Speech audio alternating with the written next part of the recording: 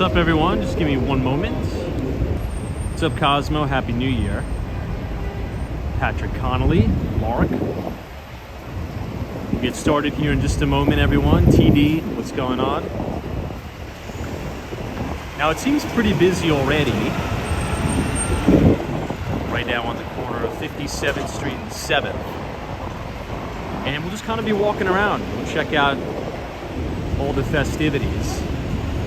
The NYPD seems to be closing off the streets, and we'll go ahead and check out some of the people that are lining up for the event today. Cosmos is a good year for the S&P, up 16%. Yeah, it's been a great year. It's been a great year. We've now had 3 back-to-back really great years for the market. And I think we'll have another one next year. We'll get started in just a minute. Kate from Australia is here. We'll start on. Ginger Lady, 57, how are you? It might be a little bit windy, so I apologize for the wind noise. As you can see, we have a pretty big traffic jam here. That's because there's no vehicles going down 7th Avenue below 57th Street.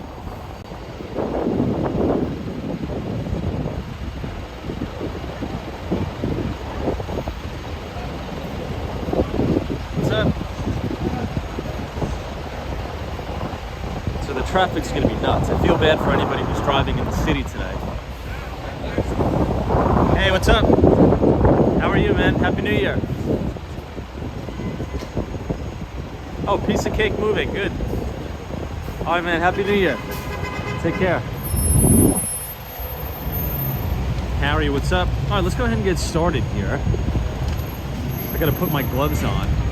Now, the crazy thing about this New Year's Eve is it's going to be one of the coldest New Year's Eves on record, I believe. Currently, according to my iPhone. It's about 30 degrees, but with the wind chill, it feels like 23 degrees out. So it's pretty cold.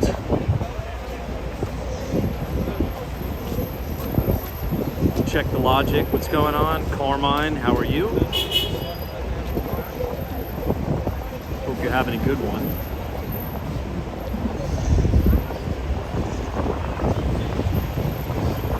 Now, I heard that some people were in line to wait to get into Times Square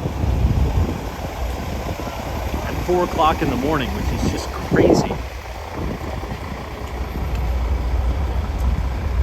I know, Ethan says the wind makes it the worst. That's what's really bad about this year. I mean, if you're waiting to see the ball drop in Times Square, let's say if you're waiting from now until midnight, I mean, you're going to have to deal with all the wind and the freezing cold. I don't know how they're going to do it. Anyway, we're here on Billionaires Row. We're looking up at Central Park Tower right now. And I want to head over towards 8th Avenue because 8th Avenue and I believe 45th Street is really where we're going to see all of the lines for the people that are trying to get in to see the event. So Patrick Connolly is here. What's going on? Cosmos has imagined a blizzard for the new year. I know. Well, apparently we're supposed to be getting a blizzard, well, maybe next week, the first week of January. We'll see. But yeah, it's exciting. 2026. Almost. Adelos says hello from Texas. Good to see everybody.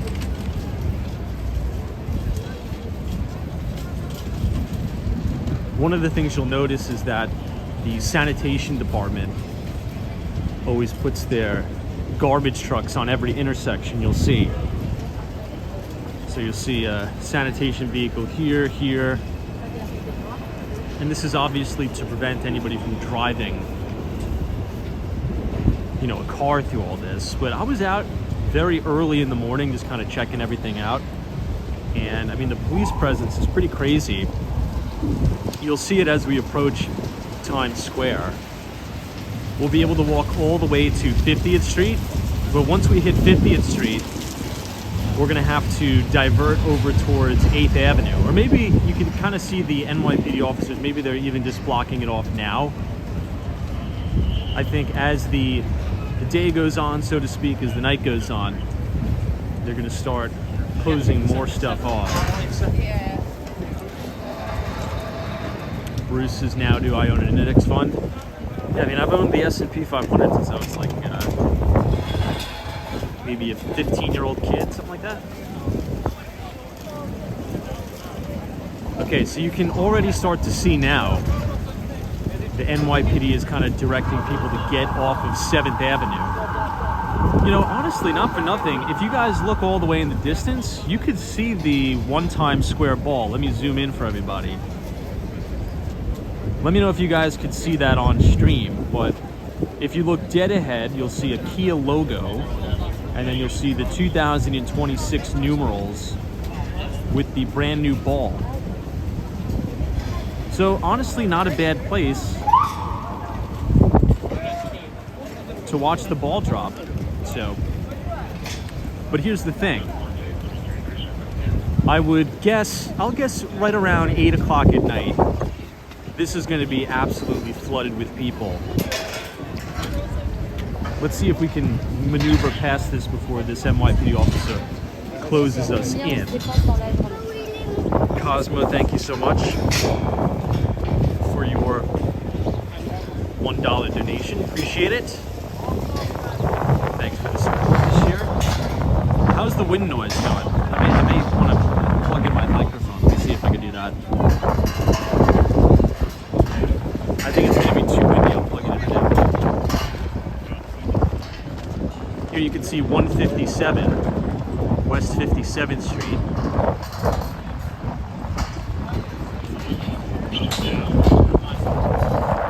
Yeah, I think it's going to be too windy. Let me see if I can get this microphone all plugged in for you all. The only thing is I don't have a wind guard on the mic, which is another dilemma. But we'll make the most of it. We'll do what we can.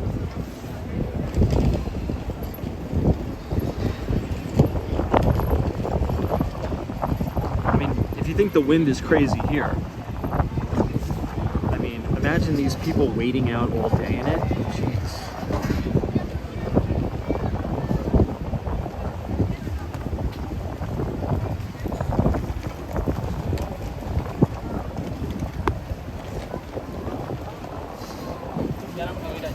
All right, what about now? Is the microphone a little bit better? Hey, Alan, thank you so much for your support.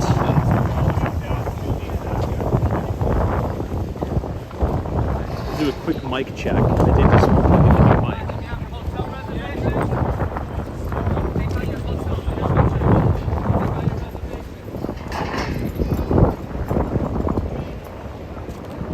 Not really. All right, I'll figure it out. I'll try to.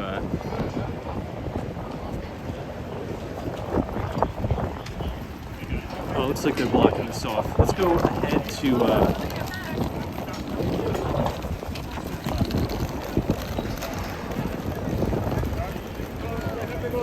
I know guitars is like, how much is a mic guard? Probably like $3. But here's the thing, I haven't really been streaming lately. We'll pull off to the side and fix it, don't worry.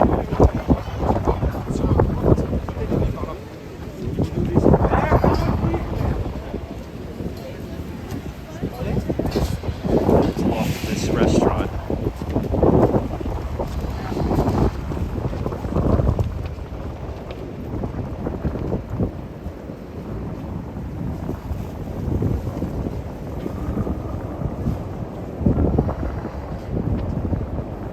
Mark Allen.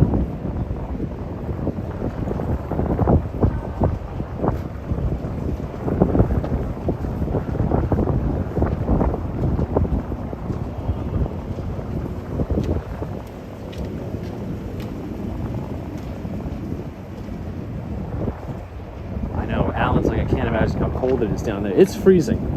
It's freezing. Here, let me pull off to the side and let's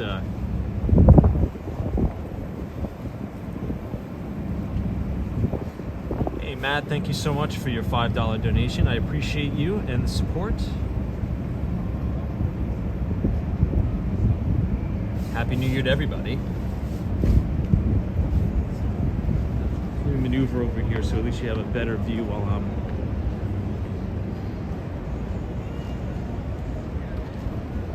dealing with these technical issues. You know, minus the wind, it's actually a pretty nice day. If I point the camera towards the sky, it's a beautiful day. All right, bear with me.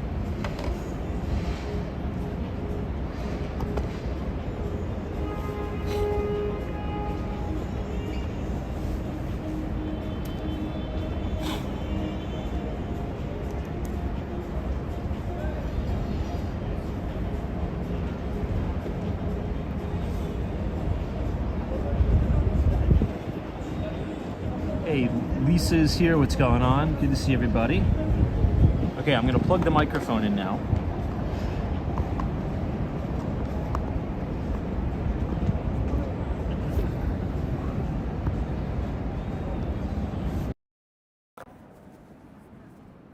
And you should hear a slight change. And I'll try to clip it on. Now my voice might be a little bit muffled.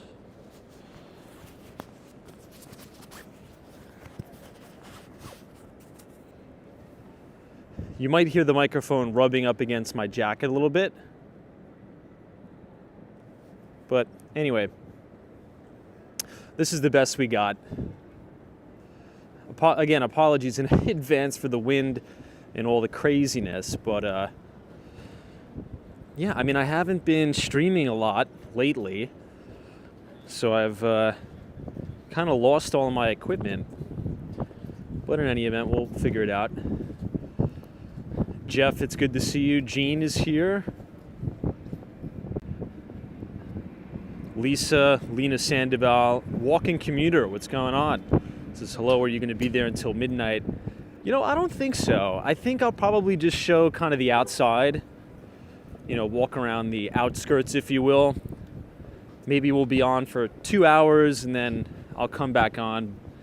However, I don't think I want to go inside the belly of the beast, so to speak. But you know, as I was walking over towards 8th Avenue early this morning, and there were people literally laying on the floor, you know, waiting to be let in. And I give them a lot of credit because it is cold. It is absolutely freezing. JW has thought you were headed to Miami. Yeah, I'm jetting out to Palm Beach after the new year. Not now. Ooh, it looks like we may have to go up and around. So this is Broadway now. You can see the two sanitation vehicles here. This is Broadway and 56th Street.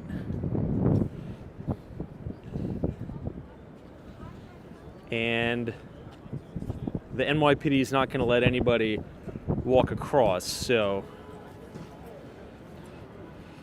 we'll have to head up. Hunter says, why did I stop the live streams? Well, I mean, I still upload a video every day, but, you know, I'd say maybe I've cut back to, you know, streaming once a week. Honestly, just due to time constraints, safety concerns, there's a lot of crazies out there. And, you know, but we'll still be streaming in 2026 for sure. However, I just think it'll take a little bit of a different capacity. But I still manage to post about a video every day. However, when I do both a cost-benefit analysis,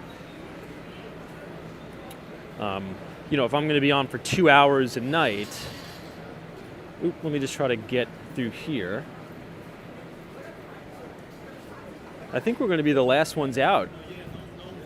Same thing.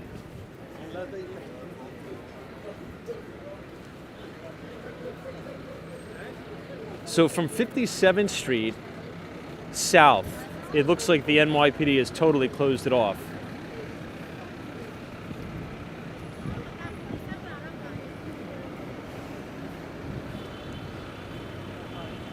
So you can see an NYPD cruiser and you have 2 sanitation vehicles.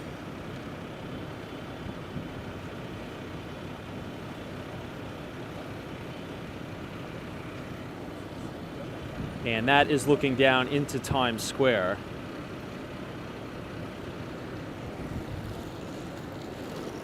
The best course of action for us, everybody, is going to be to go to 8th Avenue. There's going to be a lot of action going on 8th. If you go to the Times Square official website, it'll tell you a little bit about the points of entry that you can use to see the ball. And all of them are pretty much, I think, 45th Street, 50th Street, and 8th is where you have to go. This is looking up at Central Park Tower and 157.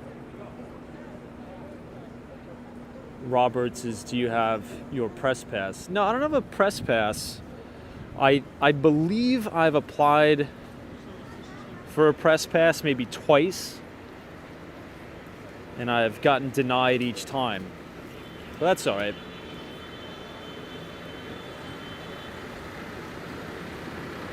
But hopefully everybody's having a good New Year's Eve.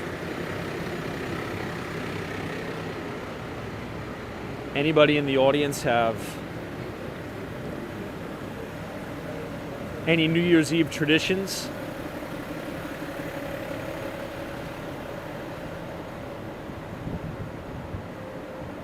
One of the things I always do just before the New Year's, I read a few books just to kind of set me straight for the new year. My favorite one, just to kind of remind myself to focus on systems over goals, is a book called Atomic Habits. It's really, I'm sure everybody's heard of it. It's a very well-known book, but I always try to read that before January 1st.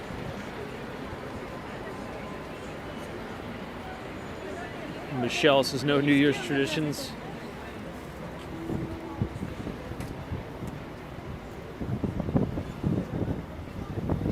All right, so we now officially on 6th Avenue, headed southbound. But at the next light, I'm actually gonna make a right and go over towards the west side a little bit more. I know, Mario says, Tom, I remember your walk from last New Year's Eve. Can't believe it's been another year.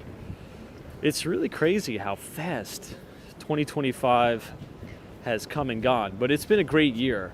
2025 has really been a blessing. A lot of crazy stuff happened this year, but also some really amazing stuff happened this year. It's been just an unbelievable year. And I believe 2026 is going to be even better. Hey, Michelle, good to see you. Carla is here. Says you throw a New Year's Eve party. Very cool. In your building in Seattle. That's great.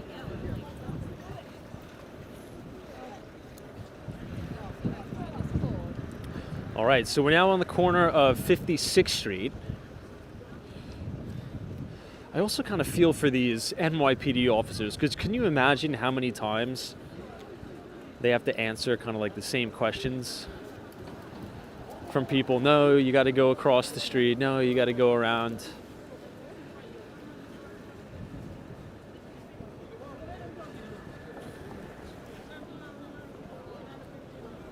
Anybody ever been to this spot, Dave's Hot Chicken?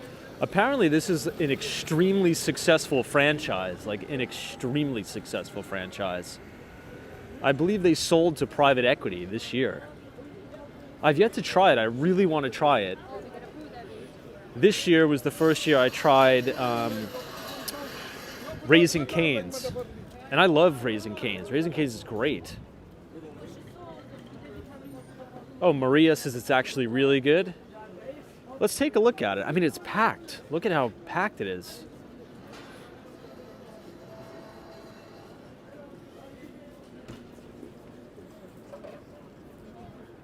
Maybe somebody could look that up. How much was the sales price? And it's open till 2 o'clock in the morning, too. That place is going to crush today. Hey, Greg, good to see you.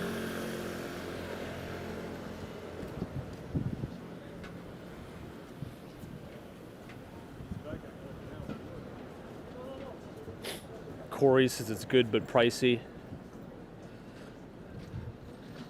Raj Rupani says it sold for about $1 billion. There's been a major pickup in deal activity just over the last year. That's why you saw a lot of bank stocks do really well in 2026. Pretty much all the major banks finished the year near record highs. I believe you'll see more activity, deal flow, and the IPO market start to open up a little bit more next year as well, 2026. So here's another checkpoint.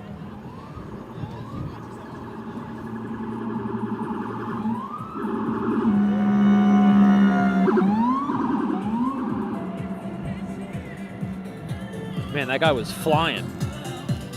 Hey, Sean Alexander says, Tom, what's your favorite omakase spot? It's so funny that you asked me that question because I just went to this new omakase spot before Christmas, and I got to get you the name of it, but it's unbelievable. I'm going to post it on my X account. So if you're following us on X at Walks Wall Street, you'll probably see that up within the next few days or so. But that's by far the best one I've had. It's right off of Broadway Lafayette. It's so good, and it's about $100 a head. But it's about 12 courses, I believe. It's fantastic. Now that's the best omakase spot I've had in the United States. But when I was in Korea, the omakase spot that I went to was in Suwon, Korea, which is a city. It's still a really big city, but it's about 20 minutes outside of Seoul. And the omakase was $15 a person. And it was by far the best quality I've ever had. By far. Hey, Julian, how are you? Happy New Year. Bruce says, I went to see the Marty Supreme. It was a very good movie. Oh, that's right. Is that correct? And it came out on Christmas Day. Maybe I'll have to see that movie. I'm not really a big movie guy, to be honest, but, I'll tell you something. I did see a movie this year. This was the first movie that I've seen in a really, really long time. And I saw that movie, The Avatar, in 4D.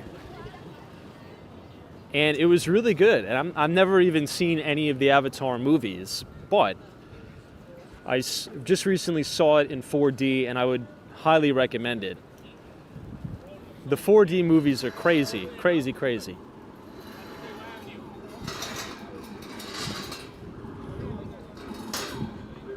Hey, Debbie is here. Happy New Year to you. Looks like the NYPD is opening up this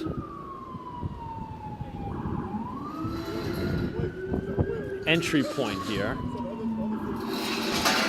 Hey, Shoe Lady, it's good to see you. Welcome. Greg says, Tom, did you not say the ball will drop twice?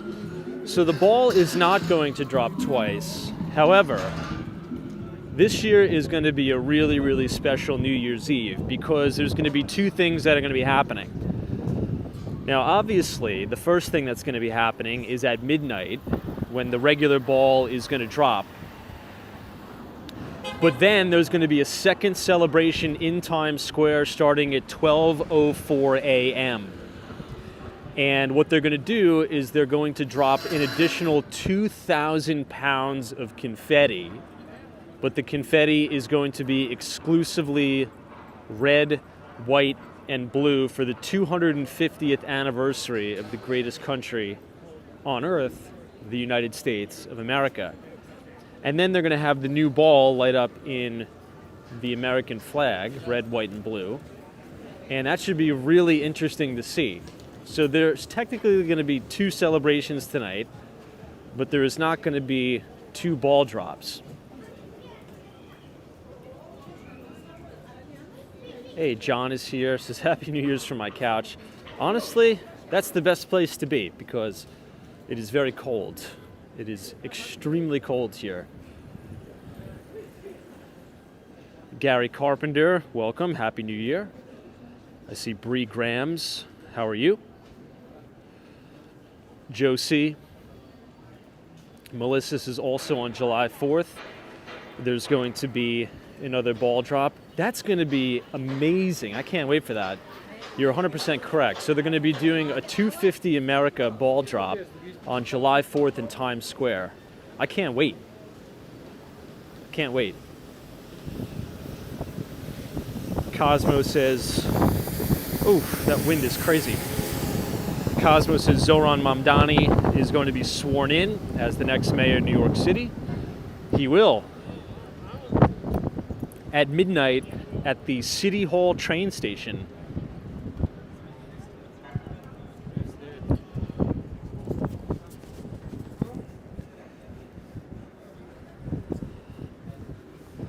I believe it's going to be a private ceremony. And then there's going to be an even bigger block party the first of the year. Hey, the ABX girl. Wishing you a happy new year. So guys, check this out. It's 3:28 p.m. and it's 30 degrees out. But with the wind chill, I mean, it feels like it's in the teens. Maybe it's not quite in the teens, maybe it's in the 20s, but definitely feels like it. UniJ 2215, Happy New Year. Jet, Happy New Year.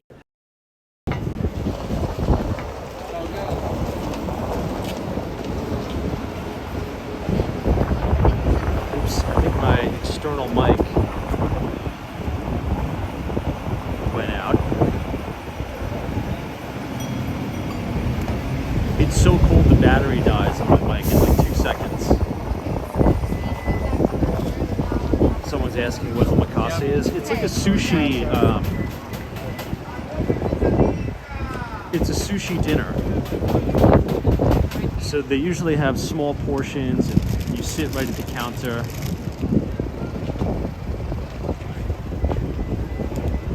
You know what? Let's maybe cross the street to the other side. Maybe we'll go right behind this hot dog guy.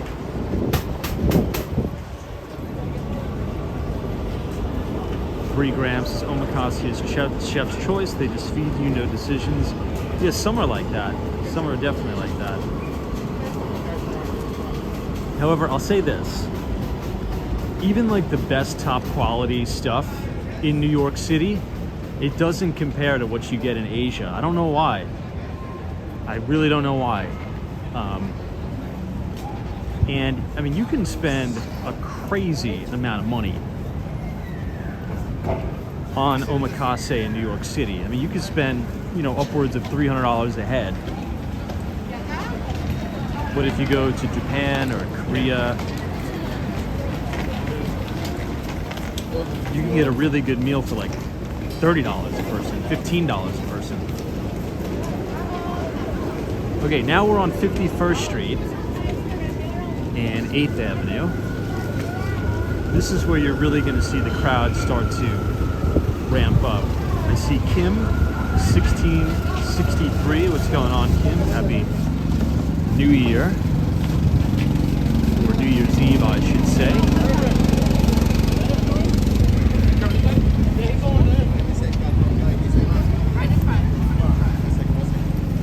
So here's another NYPD checkpoint. You can see some undercover officers and another sanitation truck. Oh, that's right. Also, the subways are going to shut down, and they're not going to run to Times Square, I believe. So if you'd like, I think you have to take the train all the way to Columbus Circle. Sean Alexander says I'm going to a new omakase spot tonight in Hell's Kitchen. Ooh, that sounds good. That sounds really good. Some of the restaurants close to Times Square and a lot of the restaurants and bars, I mean, I've just seen crazy stuff. Like they're charging people, and we'll wait until this hot dog cart comes through. They're charging people upwards of like $700 just to be able to spend New Year's there.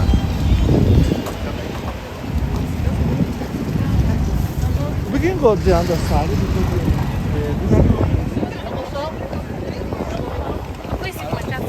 Hey, Epic Grace, what's up?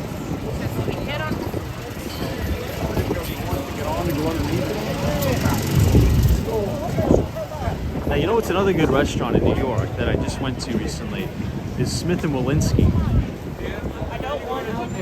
Haven't been there in a long time, and it was fantastic. Now, I really want to try the Smith & Wolinski in South Point Park, which is in the South of 5th neighborhood. Ooh. Hey, wow, thank you so much for your generosity. Pingwing, for your $100 donation. Thank you very much for your generosity. You're very kind. You don't need to give me any money though, but you're very, very kind, and I appreciate the support. And I'm wishing you a wonderful 2026. So thank you very much. Wishing you and your family the best. I think I'm going to move away from this opening here. Some NYPD officer's probably going to come down and blame me for opening it. And then you guys will be watching the live stream from the Slammer, from the 34th precinct, maybe. Anyway, but thank you so much for your generosity, and thank you for supporting the channel this year. You're very, very kind.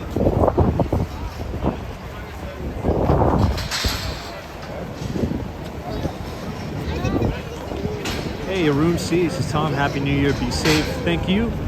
Wishing you a Happy New Year. It's been an unbelievable year in many aspects, not just in markets, but we have yet another year of double-digit gains for the S&P, and I strongly believe that next year is going to be an even better year. I really do believe that. So, wishing everybody the best. Hey, Al Baker just was at the port of Miami. It's a gorgeous day here. You're making me jealous. Definitely making me jealous. Could you guys imagine how crazy Times Square would be if it was like a 65-degree day and sunny? Can you believe that?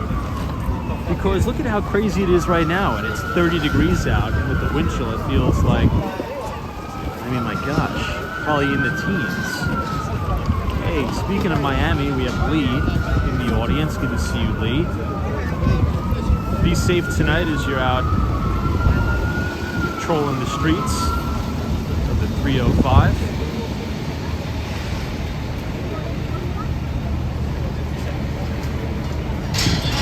JPPX is the Carnegie Diner good? You know, I haven't been, but the Carnegie Diner is really expanding rapidly. They just opened up a new location as well.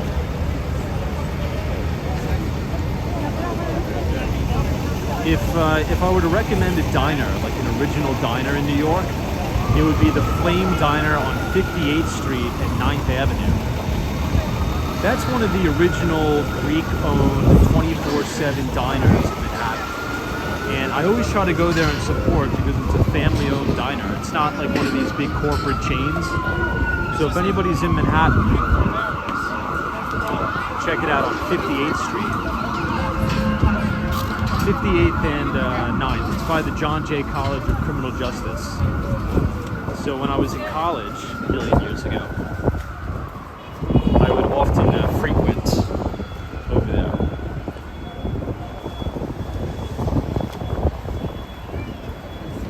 So we're going to continue down 8th Avenue, look at some of the other checkpoints.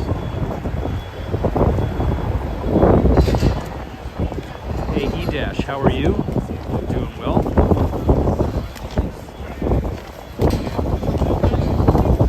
Go Influence Yourself is a very interesting point you made about the 1929 book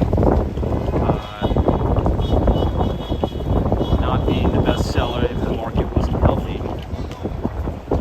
I don't think I made that point. I think the point I made is that the book by Andrew Ross Sorkin, 1929. It's a fantastic book, and I'd recommend everybody to read it. But you don't see a book about, you know, market crashes and panics and, you know, the next Great Depression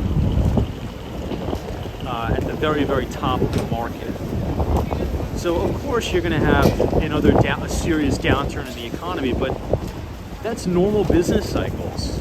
Like, markets run in cycles, and I think in order for you to have another major downturn, I think you're going to have a very euphoric kind of blow off top in the market. So like today, there was a lot of tax loss selling today, and usually what happens, especially after a really, really good year,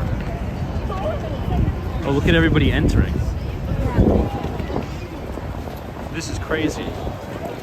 So this is one of the main entry points where people can enter to see the ball drop. I don't know if I'll follow that crowd though. I don't want to get stuck in there. That's the thing. Sometimes once you go in, it's very, very difficult to get out. But look at them all.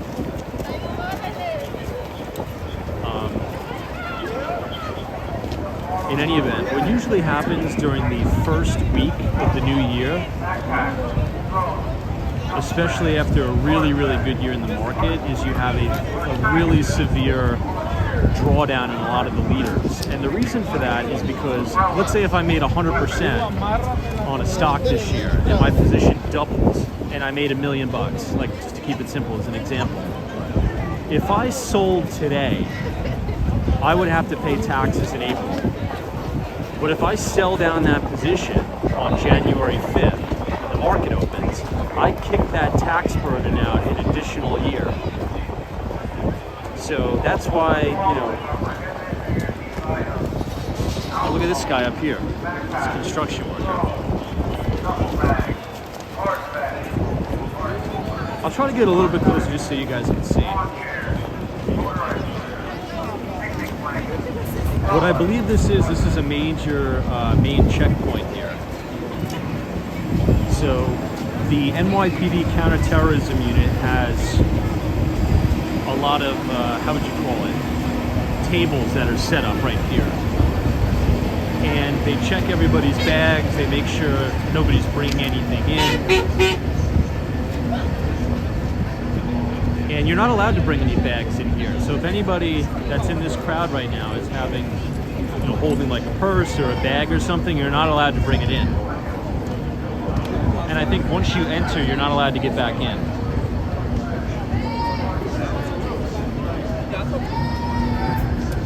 Yeah, Wisdom says the tax write-offs is good too, thanks to the big, beautiful sham bill. That's honestly a pretty good comment. And I'm going to have another equity research piece emailed out to you guys next week. But in 2026, I have a thesis as to why I think the market is going to perform well in the second half of the year. And 2026, consumers are set to receive the biggest tax returns they've ever received since the pandemic. And it's supposed to be about 1/3 in the equivalency of what the COVID pandemic stimulus was for the government. So not only do you have a very, very lackadaisical Fed lowering interest rates, starting quantitative easing, you're going to have a lot of consumers flush with cash from these tax returns. Guys, look at how crazy this crowd is.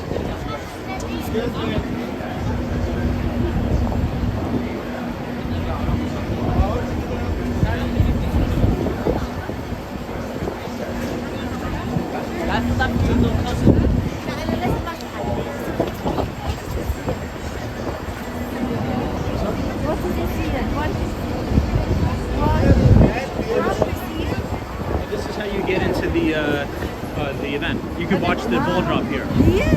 Oh yeah, you have to just wait in line though. Oh yeah. Yeah, no worries. Happy New Year. Take care. This looks like a brand new rental apartment building.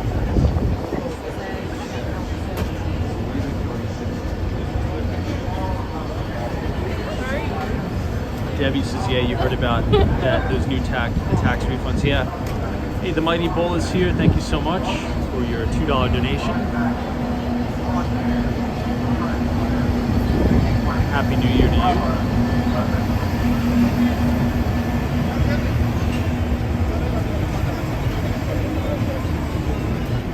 you. Hey, George Jones is here. So, Tom, are you gonna go live from Times Square for the ball drop? So I don't think I'll be in Times Square, like physically in Times Square, just because it's gonna be too crowded. It's gonna be too crowded. However, I will be around. I'll be on the outskirts of the area for sure.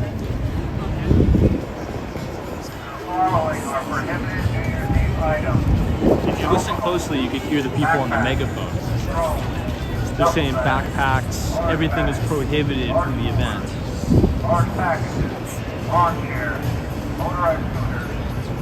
Wisdom says quantitative easing like we've never seen before in 2026. With Trumpy's lackey Fed guy, who will pay the price later, just kick the can down the road. I mean, that's what it seems that's what we've been doing since 08, right? It seems like that's what we've been doing since 2008. Kicking the can down the road. Now, you know, I'm still a little bit torn in regards to,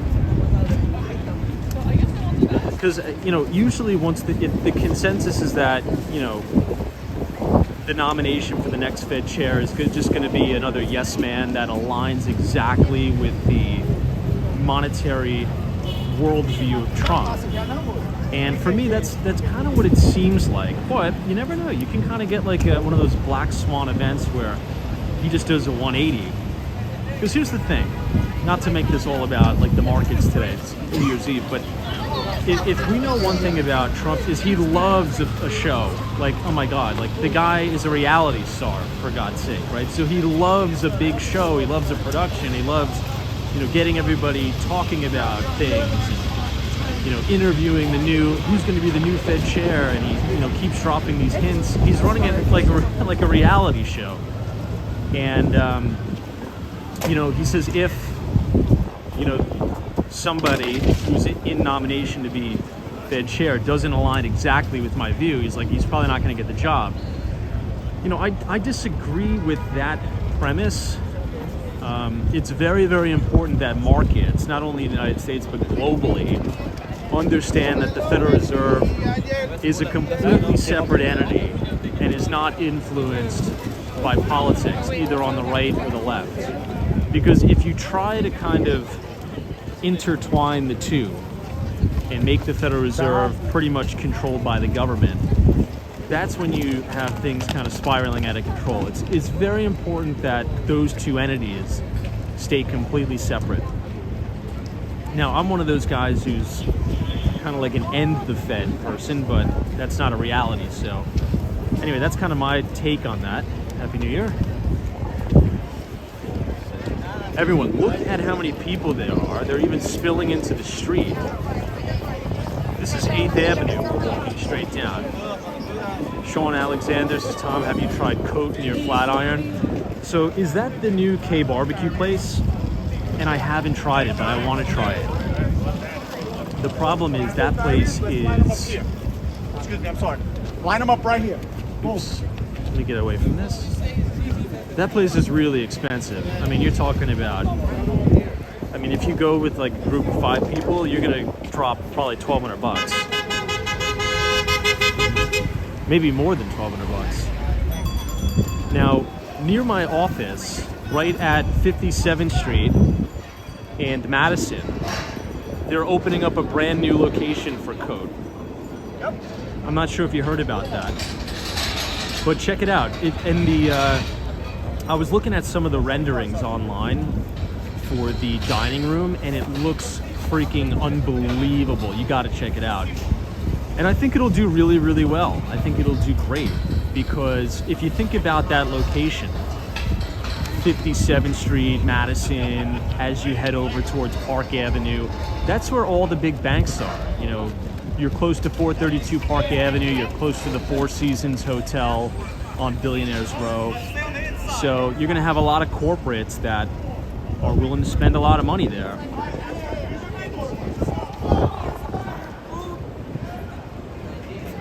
Sean Alexander says, unbelievable, yes, very expensive and hard to get a reservation, but it's definitely worth it.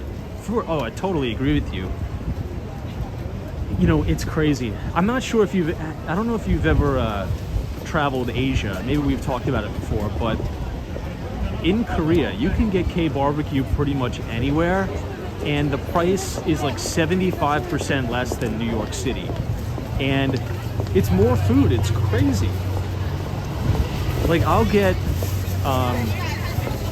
K-barbecue with pork belly, you know, beef, and you just and then so many sides. It's called banchan, is what it's called. If you've ever been to a Korean restaurant and they serve you all those little side dishes, those are called banchan. There's like an unlimited amount of that, and for a group of like 5 people, it's $100. It's insanely cheap. It just goes to show how expensive a city like New York is. Hey, John is here. Good to see you. She's jealous my niece is going to New York with her school in March.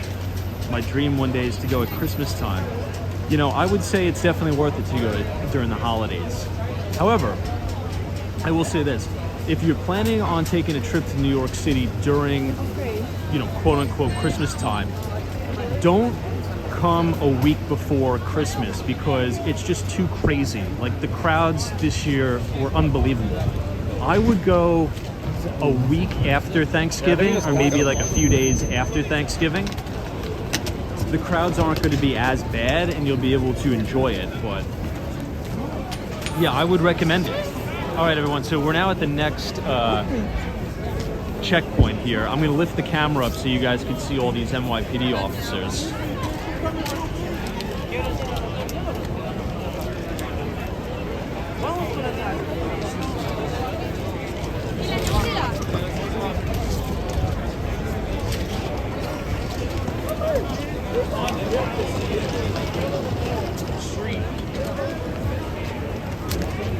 Guys, it's so busy that everybody's spilling out into 8th Avenue. Take a look at this.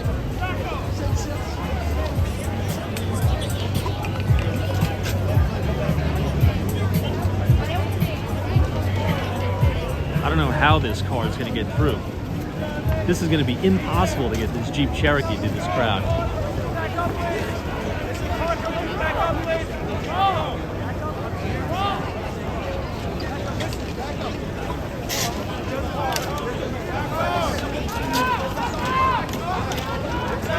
Gosh, this is insane. Do we need paper to... Oh. You printed it out at home, or... Do you know the Hotel Edison?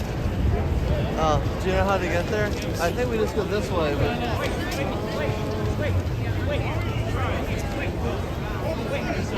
Oh gosh, talk about crowd control. Where you post at? All right, good job, thank you. All right. What's your assignment today? 47A. Did you guys muster up? This guy means Did business somebody put you here. on their roster? All right. Shout out to the NYPD. You have this information. I know, Palos Adventures is a bad day to be driving through here, for So guys, you sure. see how everybody's in the street? I'm pretty sure you guys are trying to pedestrian flow. Seuss's NYPD officers, you are appreciated. For sure, it's going to be a busy night for all the first responders. All right, let me go to the wide-angle camera lens so you can get an idea.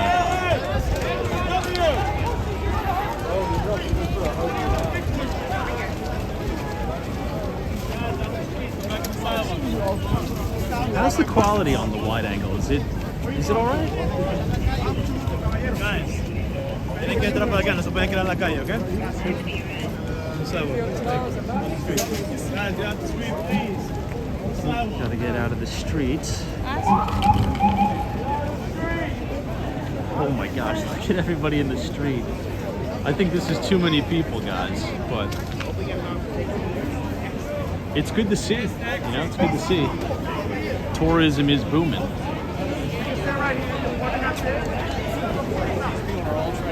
But there's no way I'm getting on this sidewalk though, respectfully. Like, I appreciate the NYPD. However, there's about zero shot I'm getting on that sidewalk. way to go around. Not happening. Damn, look at this big SWAT vehicle here.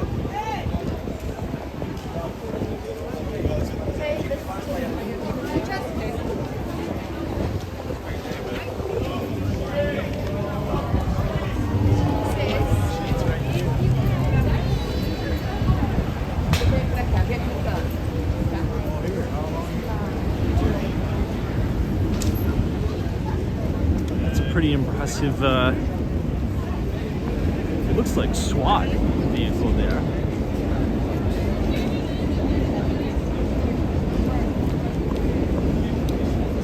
Hey, Laced Mushroom. Wishing you a very happy new year. Oh, these are the CD guys. Ooh. We tried to sell. Yes. I have to get back, but we love you. We love you. Merci, au revoir. CD guys going to be out in full force scamming tonight. So here's the line that goes all the way up to that intersection. The NYPD is going to start letting people in.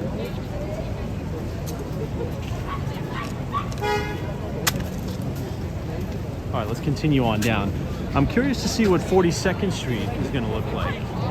Hey, Patrick Connolly, welcome.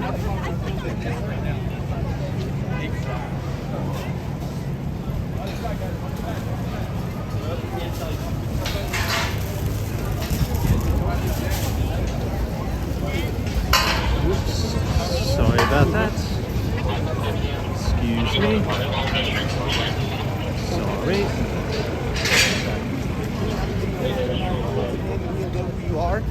So now we're on New York City's Restaurant Row, everyone. This is 46th Street, and we're actually standing outside of a really exciting new building. This is going to be a building called the Torch, and there's going to be a brand new drop ride attraction on the top of the building. So this right now is a checkpoint for the Marriott Hotel. This is the Marriott Marquis Hotel. You can kind of see the checkpoint here.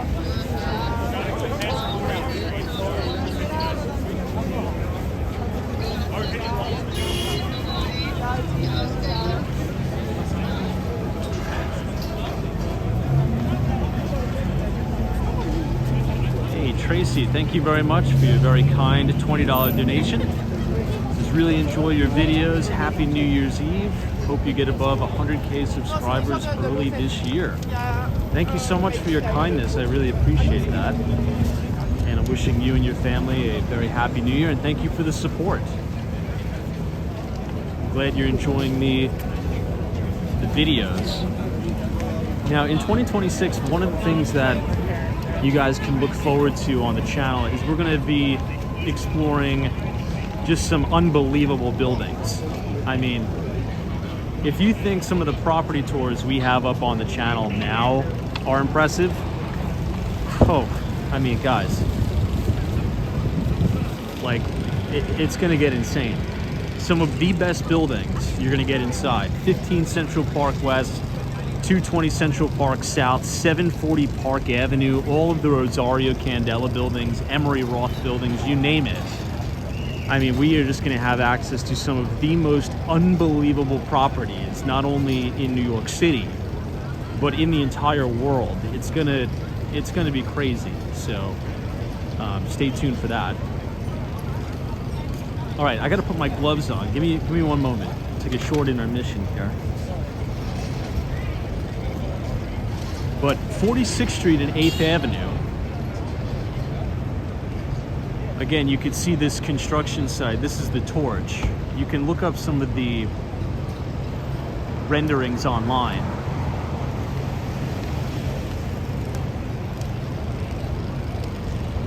Hey, Western Mass Dave, Happy New Year's. Dave says, okay, the amount of people is insane. Dave, you should have seen it over here. I mean, it was wild. I think the craziest intersection is 50th Street. If you go anywhere 40th, I would say 47th to 50th Street and 8th Avenue is the craziest. But those are the main checkpoints in order to get in to see the ball drop. Well, let's go ahead and head down towards 42nd Street because I'm curious to see what it looks like by 42nd Street. Now, I know by the Row Hotel, which should be coming up here in about a block or two. The Row Hotel, I believe, is 44th Street and 45th Street. That should be yet another checkpoint where people are able to wait in line to go line up to see the ball drop. So we'll head there now. Hey, Joe Driver is here. Good to see you, Joe. Quincy, how are you?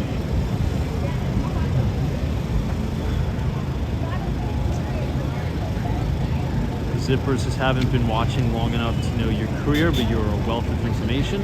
Well, thanks so much for watching, being here. Appreciate it. Hello, Happy New Year.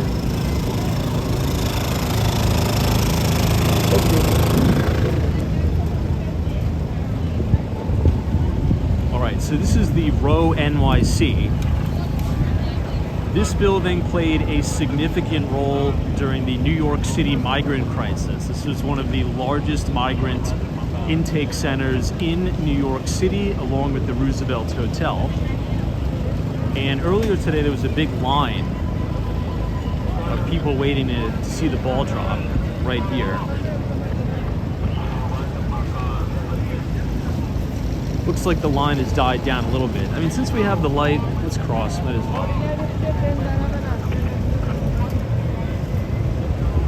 Hey, good to see you, Dee. Happy New Year to you.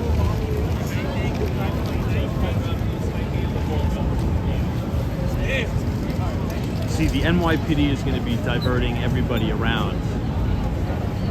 So even if you have a hotel or something like that on the same street, they will not let you cross because you have to walk up and around. Unfortunately for these people, that means they're going to have to walk all the way up to 57th Street and down Madison Avenue to get to where they need to go.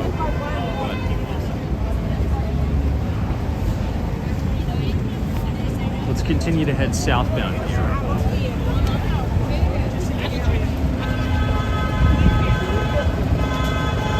This is going to be a tight squeeze, everyone, so hold on to your hats.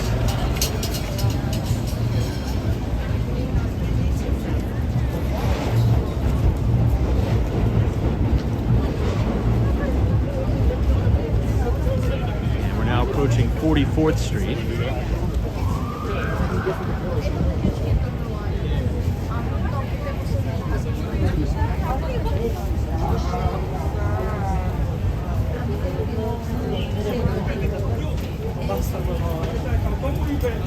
You know, I don't like it, actually, how the NYPD has all these barricades here on the side.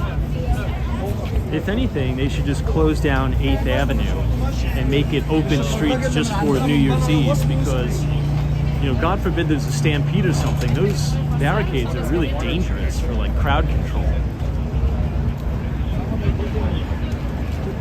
Okay, here we are at yet another checkpoint. This is 44th Street.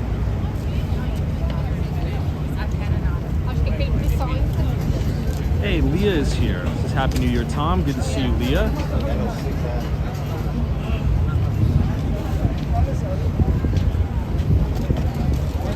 Anyone have any interesting New Year's plans? Anybody doing anything fun tonight? Toby Sanchez, Happy New Year to you.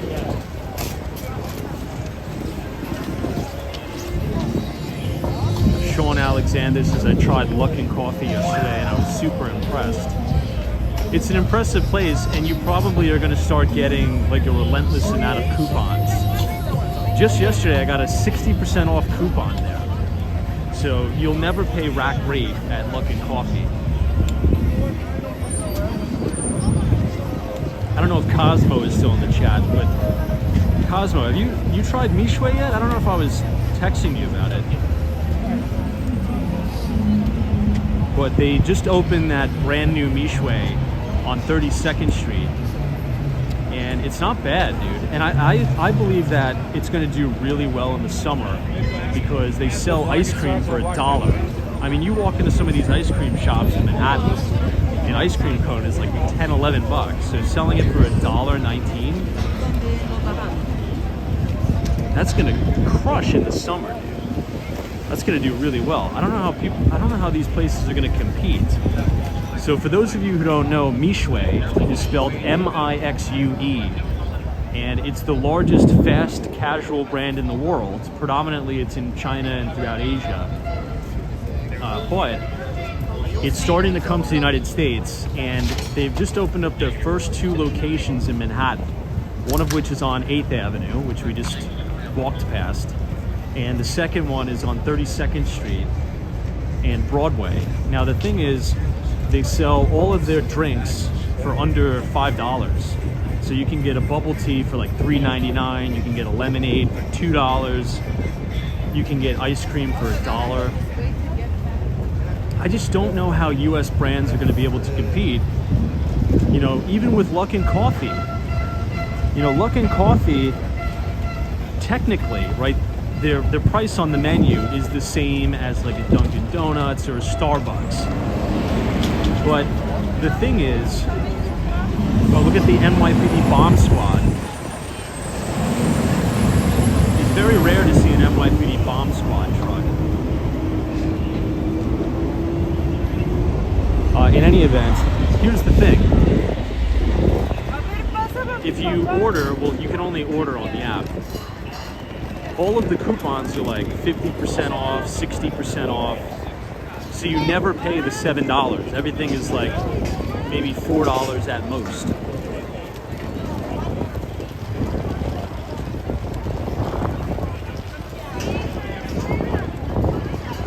Someone is asking what's the best pizza slice in New York. That's a tough one. But I really like made in New York pizza. There's never any line, it's just a regular pizza shop, but the quality is fantastic. Also, Lucia's is really good too on Canal Street. That's one of my favorite spots in the city. How many New Yorkers in the chat, or if anybody's ever visited New York, has been to Lucia Pizza right on Canal Street? That's one of the best slices you'll ever get in the city by far. Not even a question. Hey, Sabrina Fair's here. Happy New Year. Good to see you.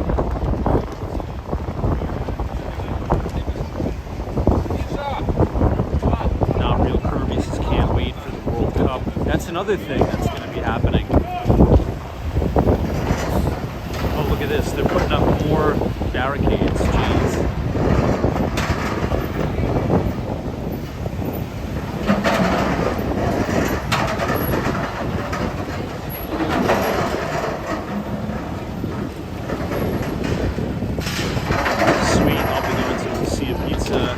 Happy New Year. Yeah, check it out. If you go on Google Maps,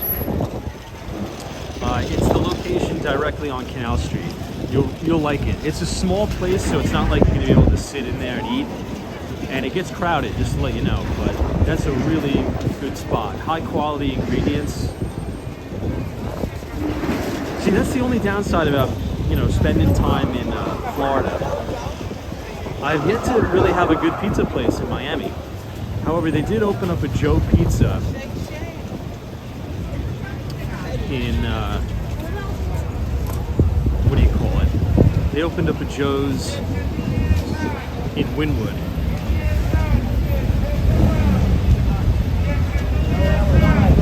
Hey, David from Dallas is here. Good to see you. Thanks for following us. Wishing you a happy new year, and again, I apologize for the wind. I dropped the ball on the microphone today, but this is now 42nd Street.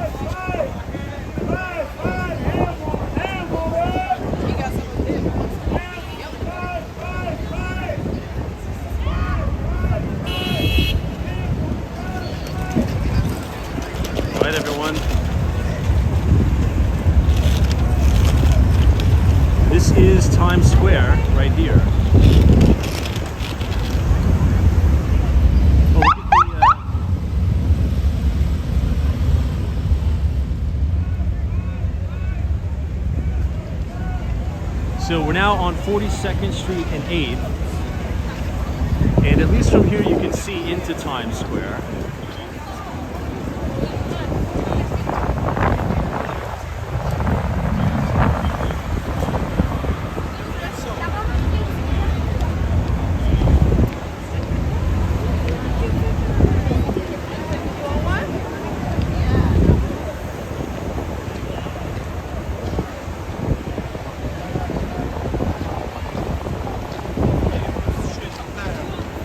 Since it's so cold, my battery's almost dead on my phone. So do you have some New Year's wish?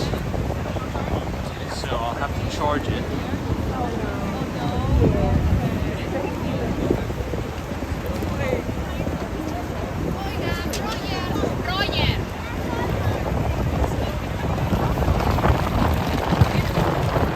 Let's go inside the Port Authority bus terminal. We'll take a little bit of a field trip inside.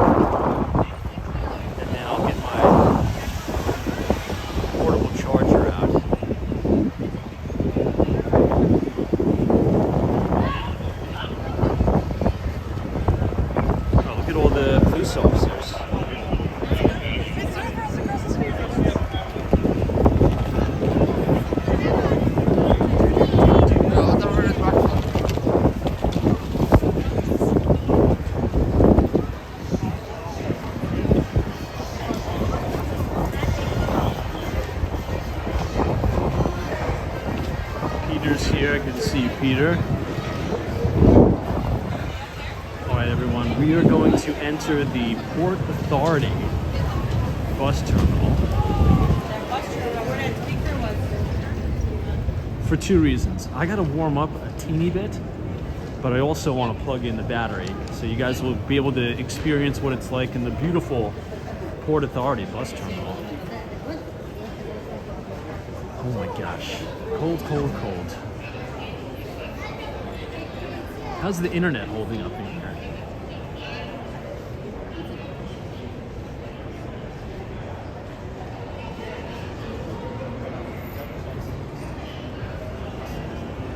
So if you go down, that's where you'll get gates 1 to 56. And this is the Peter Pan and Greyhound bus ticketing.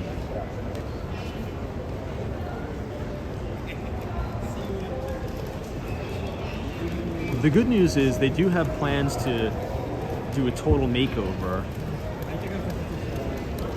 All right, give me 1 second, everyone.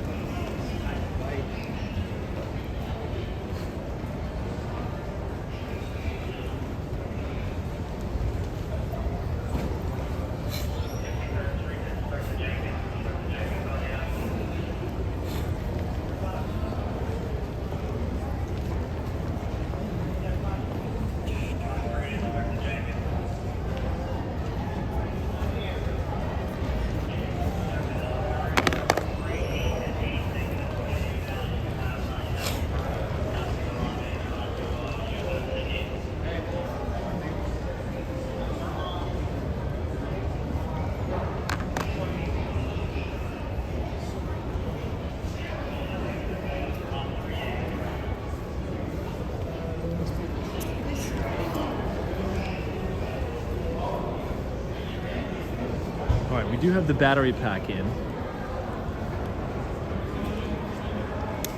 But I think we gotta let it charge just a second before we go back out. See, the thing with the cold weather is that it exhausts the battery so fast. Usually, my phone is about, I would say, maybe last 2 hours on one charge, but in the cold, it's only an hour.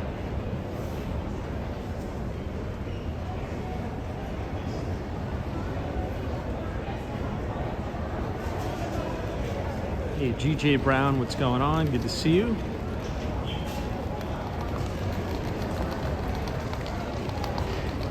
All right, let's head back out.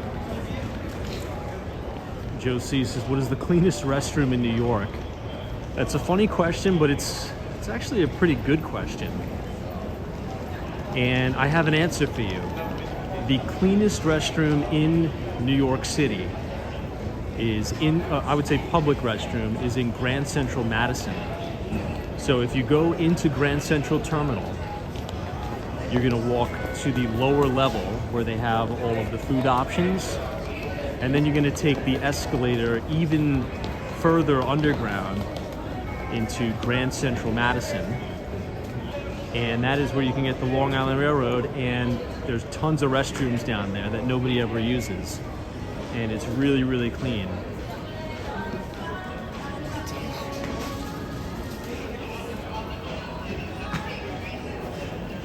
Cosmos' Little Island. I didn't even know Little Island has restrooms, but that seems a little bit too far over, right? I mean, most tourists, especially in the winter, maybe aren't going to go that far over. However, Little Island is great to go to in the summer. Just too cold in the winter, I think. All right, everyone. What you're looking at right now is the New York Times building. We will attempt to make our way across the street.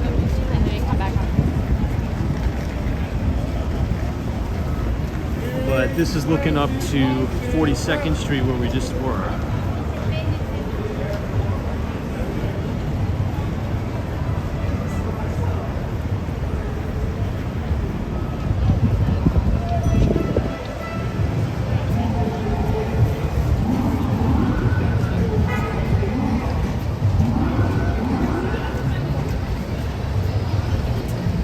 Oh, everyone, check this out. Here's another sort of rarity to see. We just saw the NYPD bomb squad truck. Oh, this Peter Pan bus is blocking our view. But you guys see the NYPD emergency service truck? Those are almost never out. Those are really rare to see. That's part of the NYPD ESU, which is the acronym for Emergency Service Unit. Let's see if we can get a little bit closer look at it.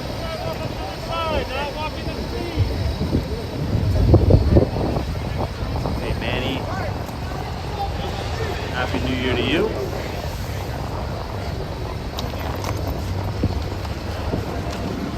Hopefully we can get to it before it drives away.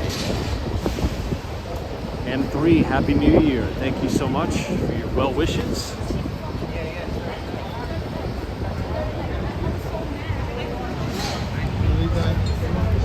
So we can't go here, but at least we were able to see a little bit of it.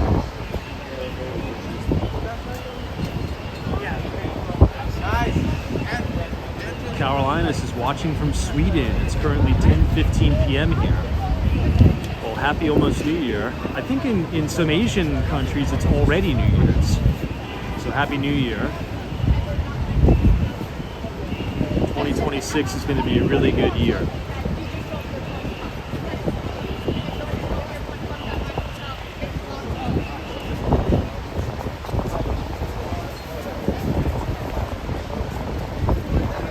Oh, this guy's pizza smells really good.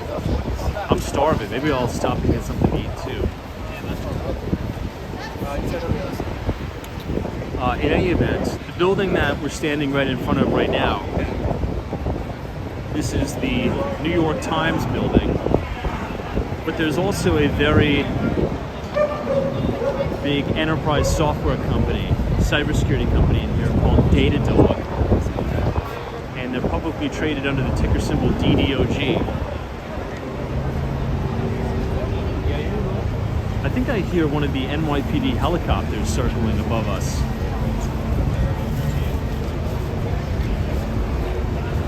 $49.07 says Happy New Year. Thank you so much. This is Melbourne, Australia. Here's another checkpoint. You can see the NYPD turning away a lot of people. Get there, show that officer, all right?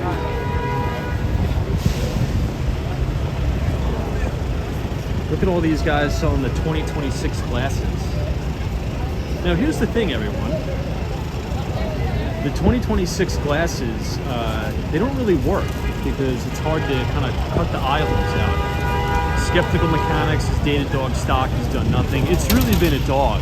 And a lot of enterprise software companies have been absolute dogs, no pun intended, this year. The big boom in enterprise software and SaaS really ended in that big blow off top in 2021. You know, ever since 2021, then we went to that brutal bear market throughout 2022, and then we had a huge bull market that we're currently in that's been driven predominantly by AI and semiconductors. And a lot of the multiples on those software companies have compressed. And that's normal, right? Like, once you have a market sector really, really topping, you have multiple compression. So oftentimes, like, I'm sure all of you have heard, like, Palantir stock. Oh my God, it's such a ripoff. Look at it's trading at a crazy PE multiple. It's actually normal for stocks to go through a multiple expansion when it's just starting off their major advance in a bull market. Once companies start to get more profitable and at quote-unquote an attractive valuation, what actually happens is you start to get PE compression, and it compresses quite dramatically. I mean, Salesforce stock has gone nowhere. A lot of those enterprise software SaaS companies haven't really gone anywhere in 2025. The big story has been data center. The big story has been AI, and I think that will continue, but I think we're going to have a big bull market in energy. I think you're going to see the energy sector absolutely rocking. I think the best trade of this year, not necessarily buying the stock, selling the stock, but based on a company level, has been General Electric. I mean, ever since GE spun off all of its businesses, I mean, it has been firing on all cylinders, particularly GE Vernova, right? I mean, that's been an unbelievable stock, GEV. And something ironic about that is because, you know, everybody talks about clean energy and, you know, going green. GE Vernova has a backlog on gas turbines 7 years out, right? So I think in the short term, you're gonna need non-renewable energies in order to bridge that divide to buy us time so we can build out clean nuclear energy and the like. But I mean, if we just turn off our non-renewables overnight, I mean, it's going to be Armageddon. So you're actually seeing an uptick in the use of non-renewable energies, and GEV has been absolutely rocking.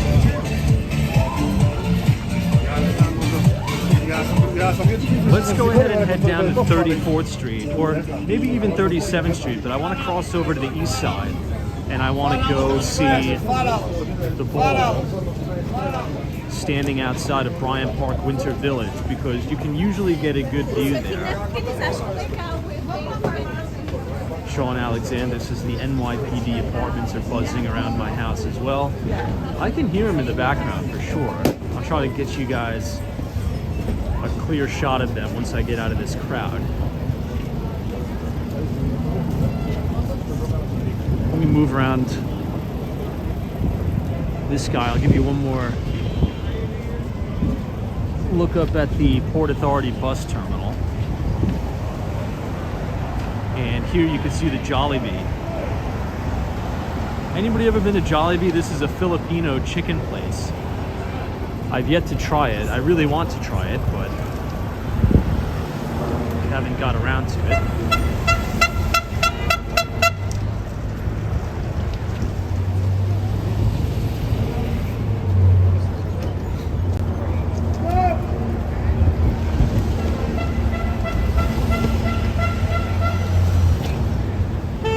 Allen's Canes or bust. Yeah, Raising Canes is phenomenal. It really is. And I think I said this before, I don't really eat fast food like that, but Raising Canes, everyone, is very good. It's actually, like, really good.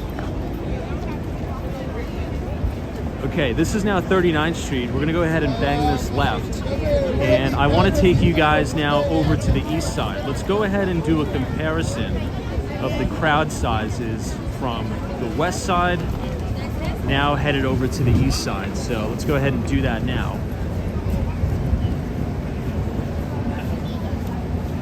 But if you guys are enjoying the live broadcast, kind of the behind the scenes, feel free to leave a like on the video, subscribe if you're new. I guess this is sort of an open streets of sorts. No vehicle traffic, only pedestrians, which is good for us.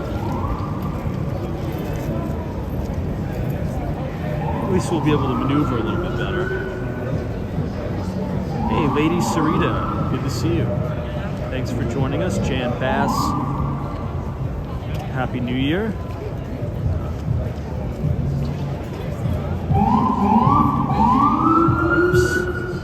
Got the NYPD coming down.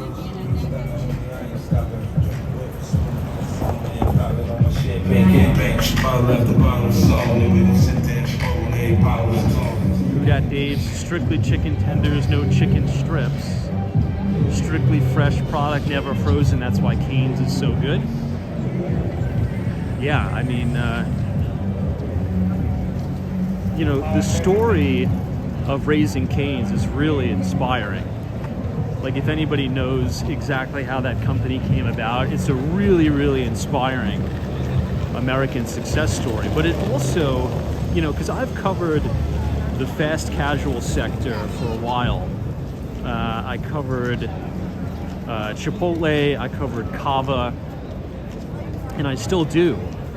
And one of the biggest differentiators of a fast food brand in terms of its success has to do with the simplicity of its menu. When you have a company, at least from my analysis, when you have a fast food restaurant or a fast casual company going too far and wide on the menu, it's just a recipe for disaster. And it also leads to margin compression. However, when you have a very, very simple and uncluttered menu, ooh, jeez, that kid just ate it big time. But when you have a very, very simple and uncluttered menu, it allows management to streamline its processes and its purchasing power, and you start to see gross margins really explode. That's why over the long term you've had Chipotle become very, very successful, and I think that's why you'll continue to see Raising Cane's be successful, because it's just chicken tenders and french fries. It's not a very convoluted and cluttered menu.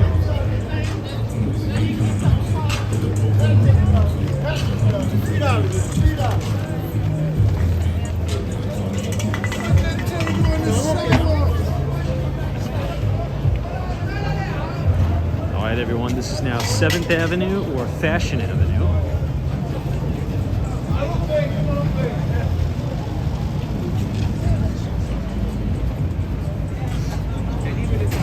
This is where we usually sit, or stand, I should say, to watch the ball drop every year.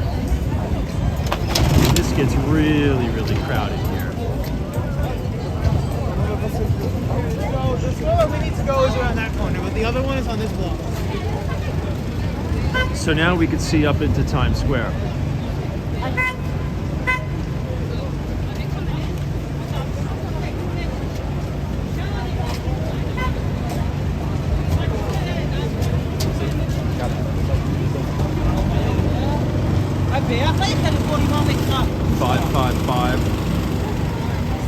Says, has anybody ever told you that you sound like Patrick Bateman? Let's see Paul Allen's card. You know, people have been commenting that on some of my YouTube videos, but I don't really see it. I don't see the similarity. I don't know. Does anybody else in the audience think that I sound like Patrick Bateman from American Psycho? I don't see it. In any event, this is now another big blockade. You can see the New York City sanitation vehicles and the NYPD.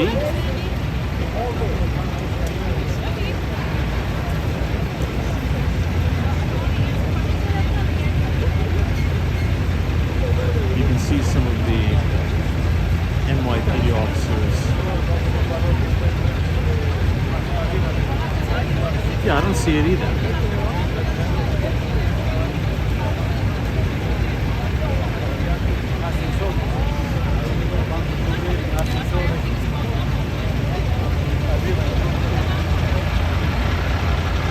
But this is looking up into Times Square. Sabrina says you do not sound like him. I know, I don't know. But if you go back on some of my YouTube videos, particularly the property tours, a lot of people say that.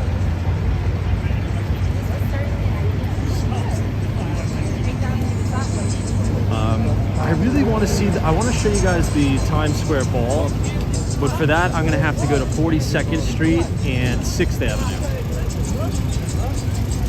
And I don't know if we'll be able to get there. Hello. I don't know if we'll be able to get there with these crowds.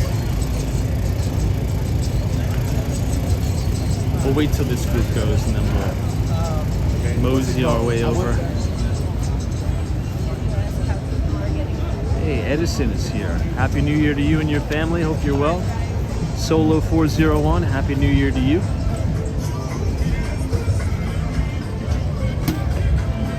Wishing you well in 2026. Everybody's in.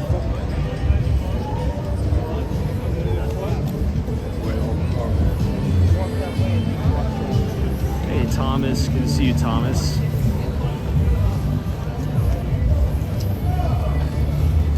I know Amy says the ball will change to red, white, and blue after the ball drop.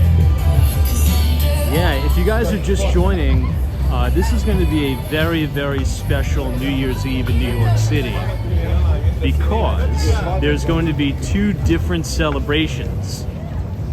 Obviously, the first celebration is going to start at midnight when they will drop the ball. But the second celebration is going to be at 12:04, and that is when they're going to drop 2,000 pounds of additional confetti in the colors of red, white, and blue for the 250th anniversary of the United States of America. And they're also going to light up the new ball in the American flag, which should be good.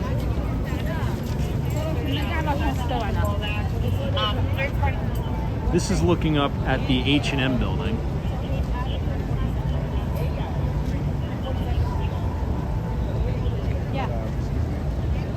I mean, the weather's not bad, minus the Times Square is closed, so you will have to go to 49th and the 5th cold. Avenue. I mean, on 49th and 8th Avenue. 49th Street. Hey, Anthony says, hey Tom, will you be back live tonight? Yeah, I should be around midnight. I just won't be in Times Square physically just because it's going to be a little bit too crazy. Maybe 1, 2, 3 in the morning. After the ball drop.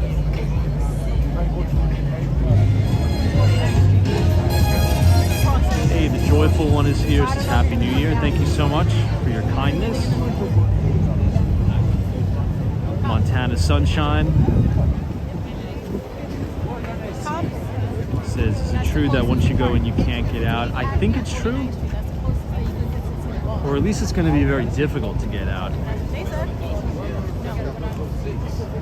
This is closed. Amy says, give the NYPD, the FDNY triple pay. I mean, it's cold out, and I give these officers a lot of credit. It's one thing to walk around in the cold, but it's another thing to, like, physically just stand here in the wind. So I definitely give them a lot of credit, you're right. All right, let's continue on. At least you'll be able to see one of the brand new NYPD cruisers. These are the brand new Ford Mustang Mach-E's. These are all electric, and it looks really good. I believe the NYPD ordered about maybe 1,500 of them, sorry. I really like the look of the car. What do you guys think? Thumbs up or thumbs down on the brand new Ford Mustang EV. Hey, Western Mass Dave says, Tom, shall we try 2026 for that coffee? My best, you know. Thanks, Dave. Yeah, anytime you're in New York, I'm down. We'll hit Smith & Walensky's or whatever or whatnot. But thank you for the donation, Dave, and wishing you and your family a wonderful New Year's Eve and 2026.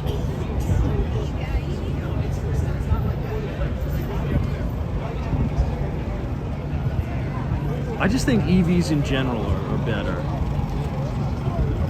I'm kind of torn between Lucid and Tesla. Who knows?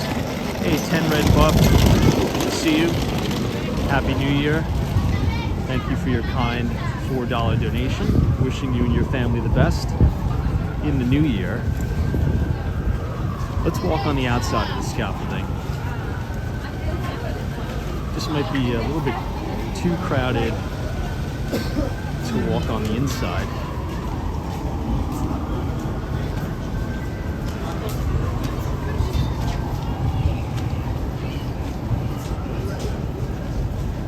Apollos Adventures says I'm a Corvette guy. Oh my gosh. Could you imagine seeing an NYPD cruiser Corvette? It's hilarious. This is Artichoke Pizza. Everybody rants and raves about this spot. But if I'm being honest, I'm not a big fan of it. I'm just not. I don't even think it's good pizza. There's much better pizza places you could go to, including Made in New York Pizza, which is just down the block. I've just never really been a fan of Artichoke, to be honest.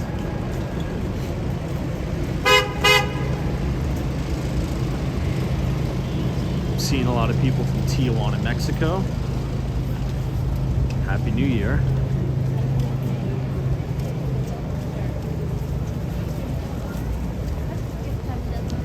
Hey, hello mate 2008 says hello Tom and best wishes for the new year. Thank you. I wish the same for you and your family. Solo 401 says the dollar slice was better. You know, not for nothing, Solo, the dollar slice place that's right behind Grand Central Terminal is objectively good pizza. It's not bad. I'd rather have the dollar slice place behind Grand Central Terminal than Artichoke, to be honest.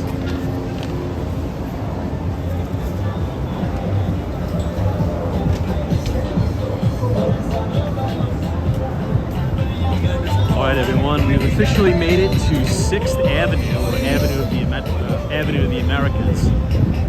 We're now going to make this left, and we're going to head up by the Bryant Park Winter Village.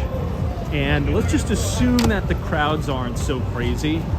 I'll stand right at the corner of 42nd Street and 6th, and I'll be able to zoom in on the very top of 1 Times Square.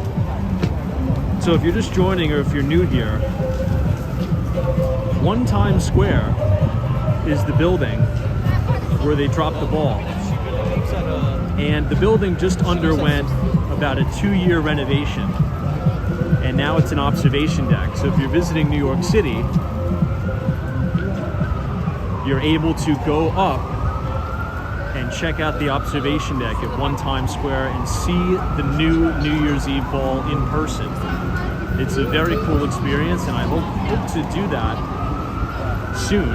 Maybe I'll do that next week or something.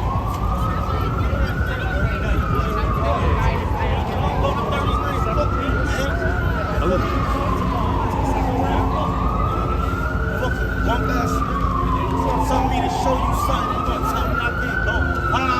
Fuck you, bitch. Immigrant, bitch. Boy, yeah, you laughing, nigga. Fuck you, fuck boy ass nigga.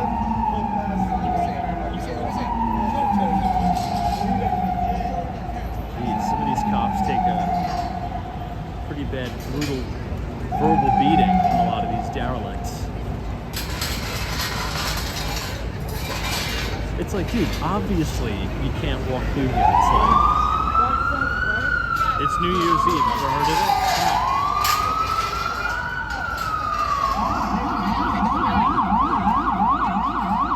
Woo! Fuck the TikTok.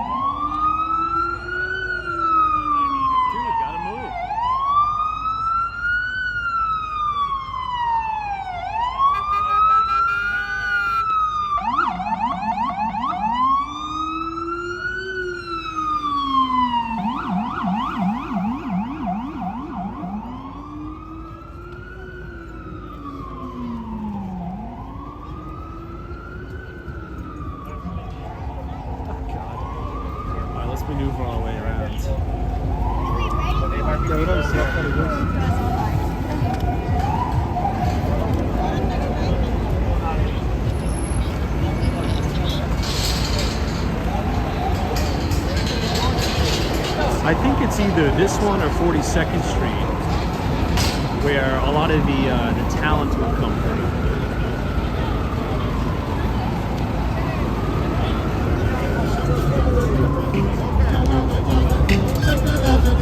How's the internet holding up, by the way?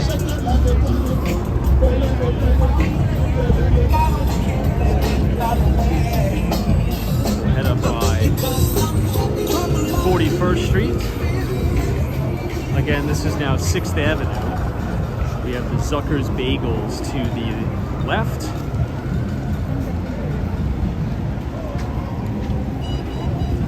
But right in front of us is Bryant Park. And you could also see the Steven Schwartzman building. But guys, look at that moon. That looks amazing. Is it a full moon tonight? Or maybe close to a full moon? It looks great.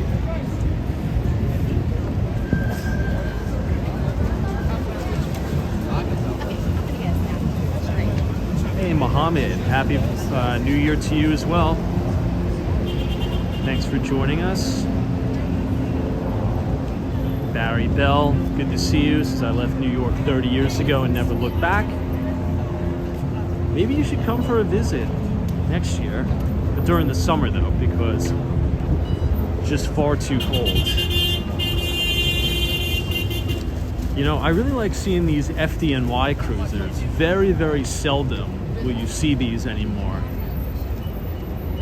Very, very seldom. And it's such a clear night out. I'll zoom in for you all. You can see the spire of the World Trade Center. Look at that. Isn't that cool? So look just to the right of the 40th Street sign, and you'll be able to see the spire of One World Trade Center. Beautiful sunset, by the way.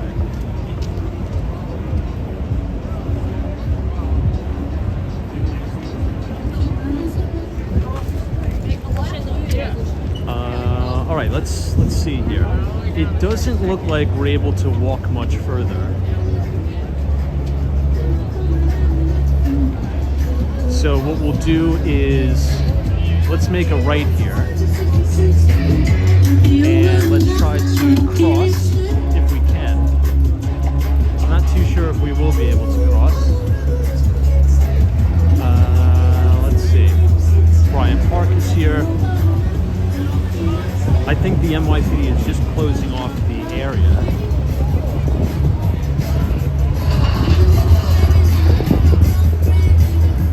I think I might have to double back for all of you. That's okay.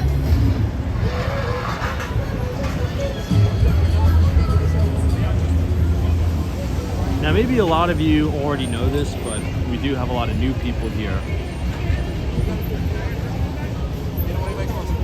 Oh yeah, we have to go the other way. That's all right. We'll double back.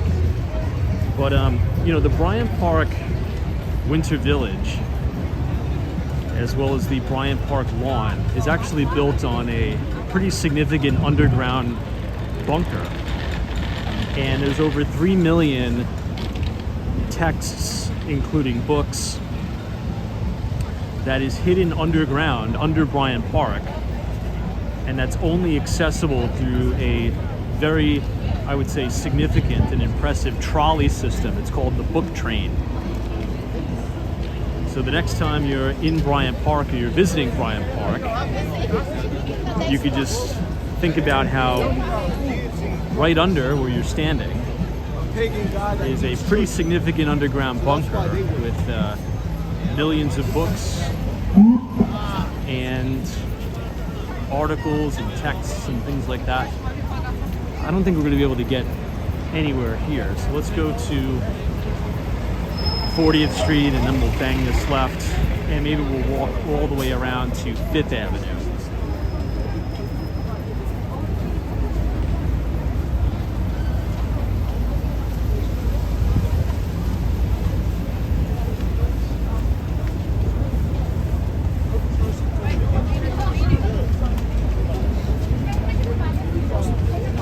This is Nikola Tesla Way. Also right next to the Bank of China. This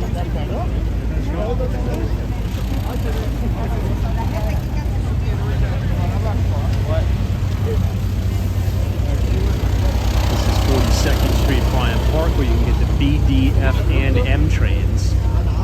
You're also able to get the 7 train. And the 7 train was recently extended to go to the Hudson Yards.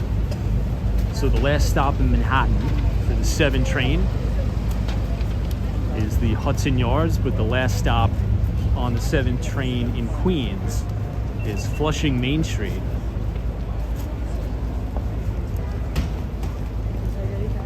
Which, by the way, Flushing Main Street is the largest Chinatown in New York.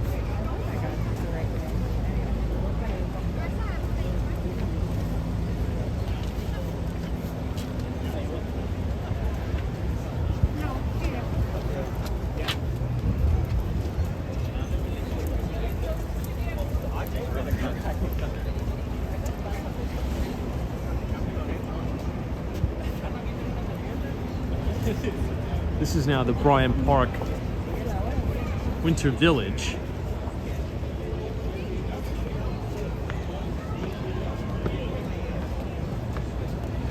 It's actually not as crowded as I would have expected.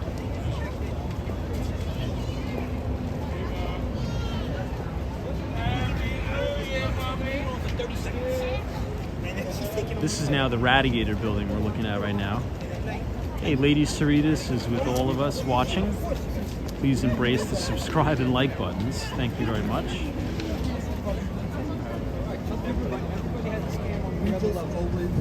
I guess I'll ask where everybody's from. If you'd like, just drop in the chat where you're watching from. Where in the world or in the United States are you ringing in the new year this year from? Gene says Niagara Falls. I was just in Niagara Falls a few months ago. It was great. I'm seeing Ireland. Buttercup G76 is from Texas. Patsy Case is South Carolina. Solo 401 Rhode Island. Adventurous is Long Island. I see Montana. Studio City, California. Awesome. I see Virginia. Melbourne, Australia. Argentina. TD says Los Angeles, California. Wales, UK. Kansas City, Missouri. San Diego. Wow. Tucson, Arizona. Netherlands, Fiji. Bill Matthews is Syracuse, New York. Oh my God, Syracuse, New York. You guys are getting freaking hammered with snow right now. I think I saw on the news that Syracuse yesterday hit a snowfall record. I think you guys got over 20 inches of snow in one day. That's crazy. Hopefully you're staying warm up there and we're able to clear some of the snow. Jeff Dales is Chattanooga, Tennessee. Dim Sums is Belgium. Kathleen is joining from OKC. Oh, there we go. One Miami, Florida. South Africa, New Haven, UK, India. Wow, Saudi Arabia. Emily's is Indiana.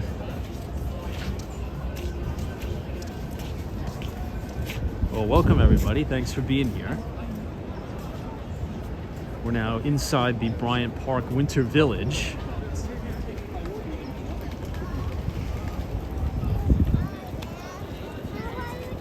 Toronto, Canada, Albuquerque, New Mexico.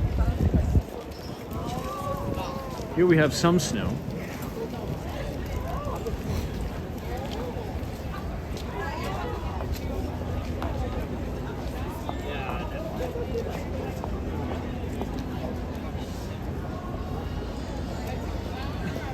Let's check out and see who's ice skating over here.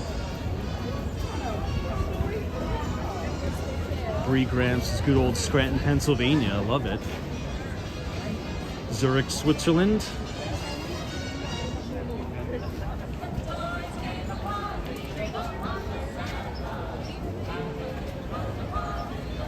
Queens, New York. What do you guys think of the Bryant Park Winter Village Christmas tree?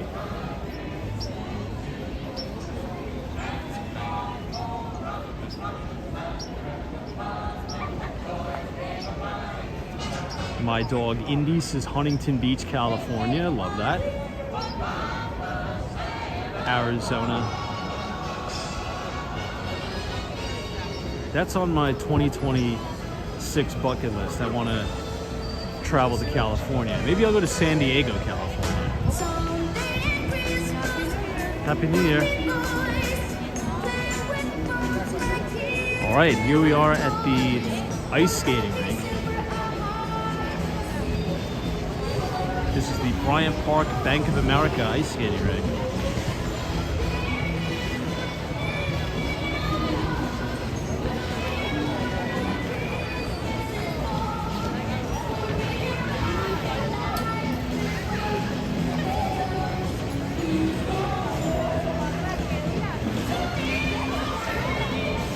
Utah, very cool.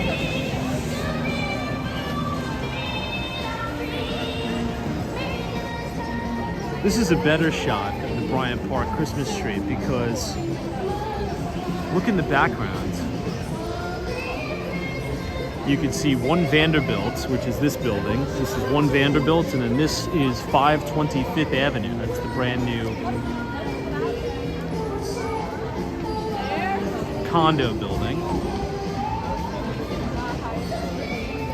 Let's head out and see if we can get a glimpse of the ball. I'm trying to take a shortcut through here.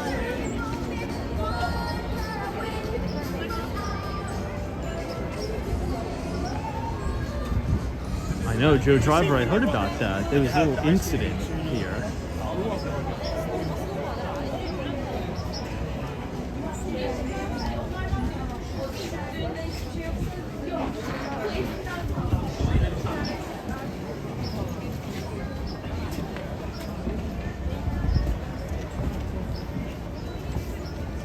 Wow, Amy says Rockefeller Center is packed. I can only imagine.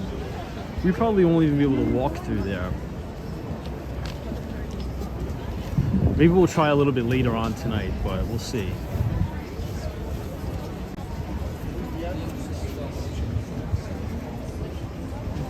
Tyler says you're from Amsterdam, New York. Very cool.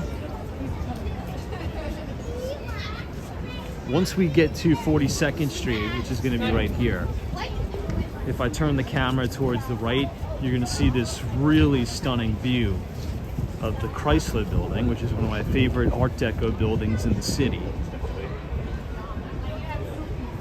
But if you guys are enjoying the stream tonight, feel free to leave a like on the video and click the subscribe button if you're new. The Winter Village is going to be open until March 1st.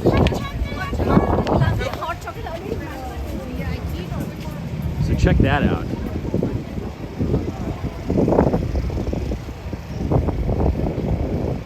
Hey, McNeely WV, what's going on? Good to see you. Happy New Year to you and your family.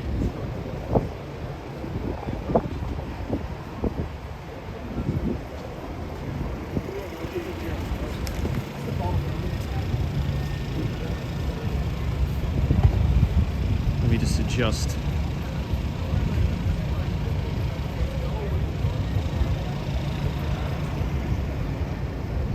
okay, we should be good now.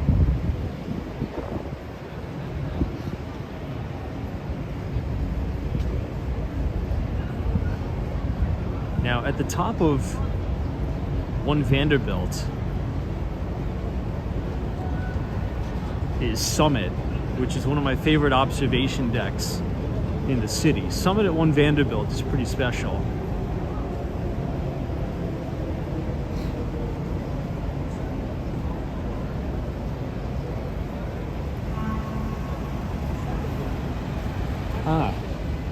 So we're pretty far away from it, everybody, but if you look at that big glowing orb right there, it just went out. That's where they dropped the ball. But if you saw it kind of sparkling in blue, that was it.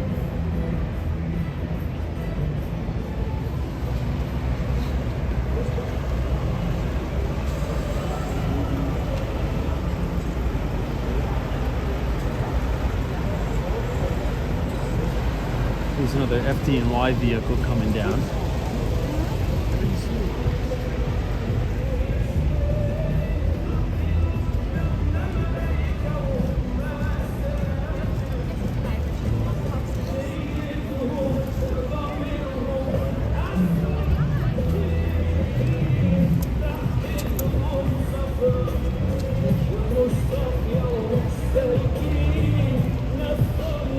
Let's cross to the northernmost side.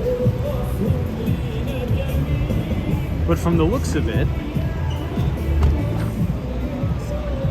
I think all of 42nd Street is closed down.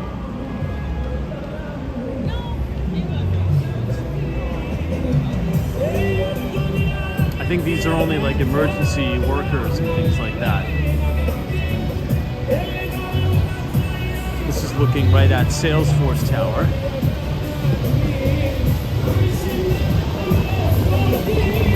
But all of those lights in the distance, that is Times Square. This is 42nd Street. But wow, is it cold.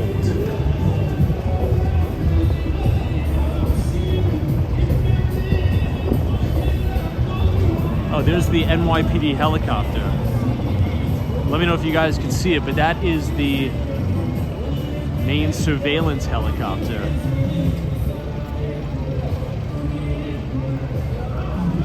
Hey, Jamie Pope, good to see you. What a year it's been. Another double-digit year for the S&P 500.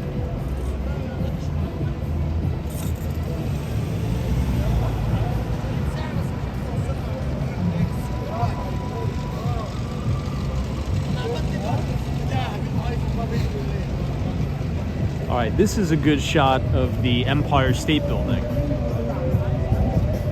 So these are two of my favorite buildings in the city, and it's lit up in the multicolor for New Year's Eve. Very cool. And the building just to the right of it is the Radiator Building.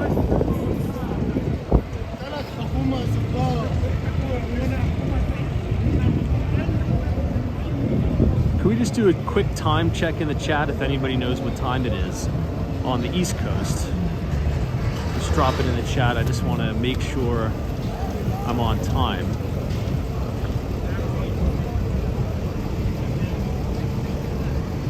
Look at this, New York State Emergency Management Division.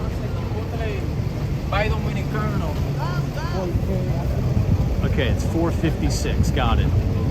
So we still have about a couple hours before the ball drops, right?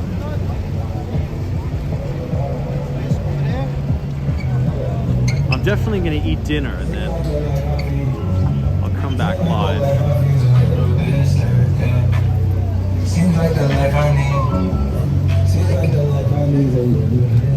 Yeah, Amy says they're closing the streets now. Definitely seems like it.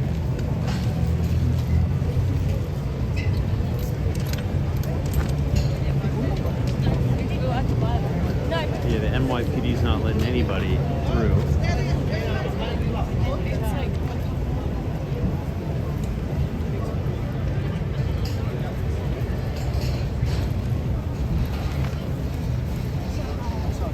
But I want to take you guys a little bit further up 6th Avenue so you can see a really nice shot of the Empire State Building.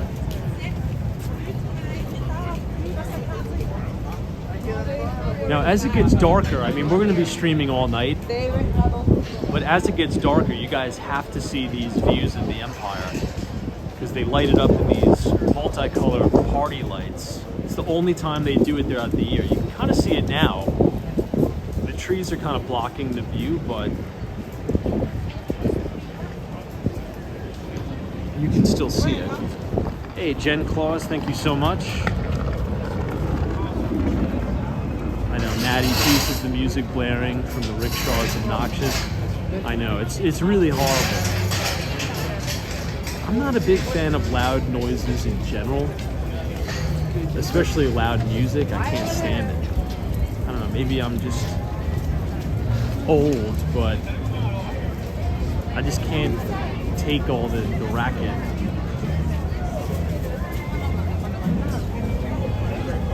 So I thought we'd be able to be crossing southbound from this corner, but I don't think we'll be able to.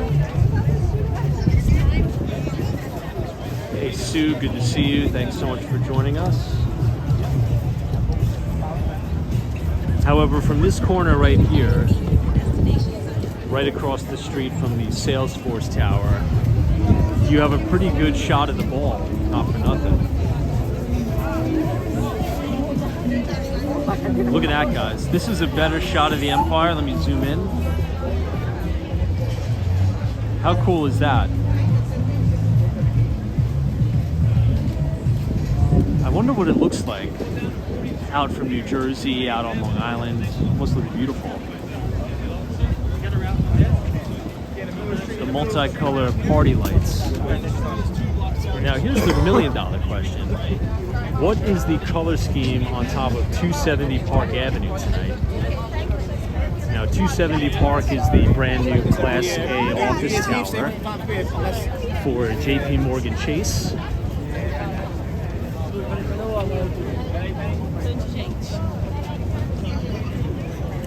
We'll at least attempt to make a right.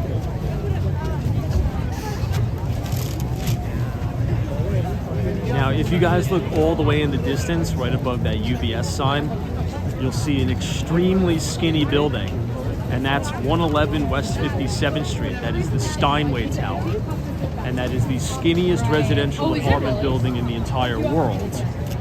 And you could buy the quadplex right now on the market for about $100 million. Now, Steinway Tower gets its name because it's built on the original Steinway Piano headquarters. It's the original landmark building. It's gorgeous. Dave, Western Mass Dave, I was getting a little bit excited because I thought the spire of 270 Park Avenue was going to be lit up in multicolor, but it's not. But guys, look at this. Look at how insane this view is right now. You see that classic New York City water tower. You see the spire of 270 Park Avenue. And you see a crazy shot of the moon. That is unbelievable. I think this is my favorite shot of the night so far. Look at that. Wow.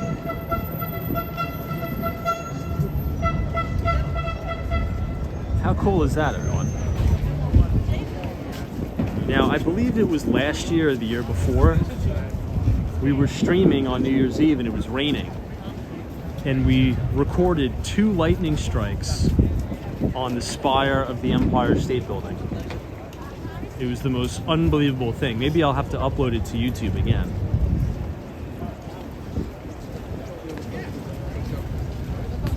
All right, let's cross by this Tesla Cybertruck. It's a good looking Cybertruck too.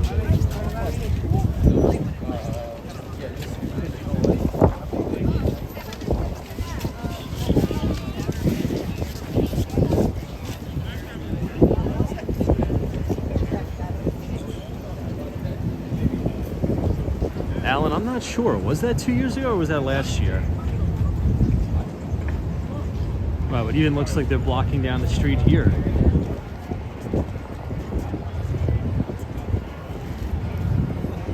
And then that's the spire of 1 Vanderbilt.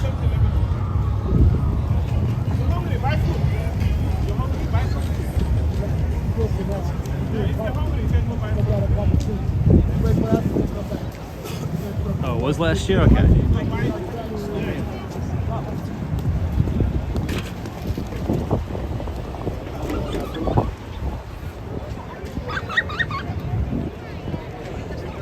Alright, we have the light. Let's go ahead and cross. 8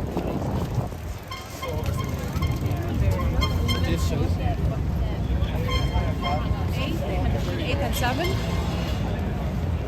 And I want to cross because I want to stand right here and show you guys this view. Look at this. Let's wait until it turns the multicolor. But we're now standing right outside of Bank of America Tower. We're looking at this insane sunset over Lower Manhattan. and we could see a pretty spectacular view of the Empire State Building. And let's just wait here a moment because it's going to turn that multicolor. It only happens once a year, so it's worth it. I think it's going to start right now. Here we go.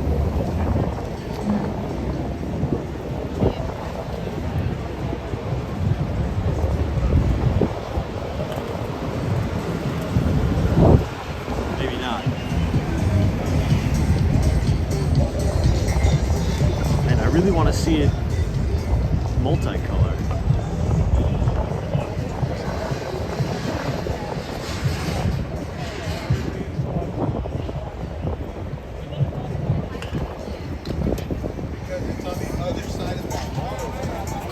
This is 525th.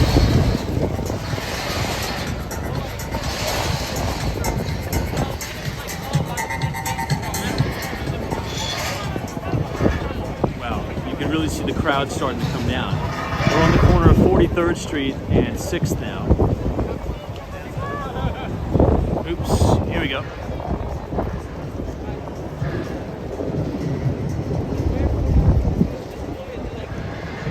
This is the New Year's Eve colors.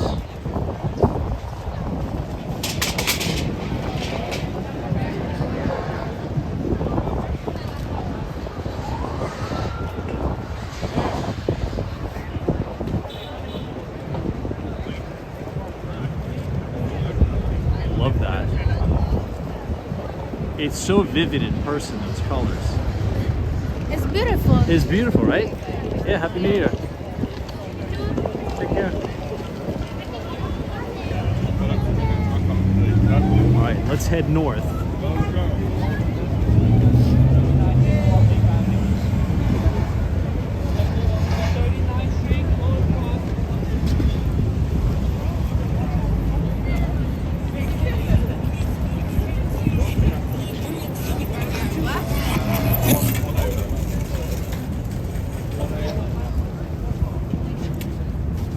Speaking of Steinway, look at the Steinway piano stores. These are just gorgeous pianos.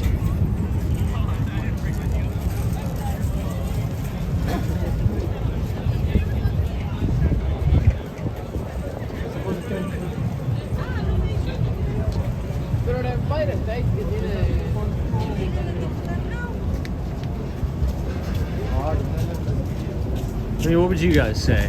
Would you say that the crowds are maybe a little bit bigger on the west side as opposed to the east side?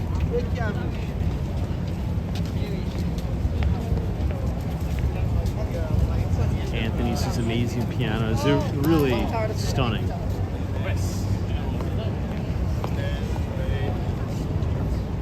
So if you go to 39th Street, We're actually approaching the New York City Diamond District.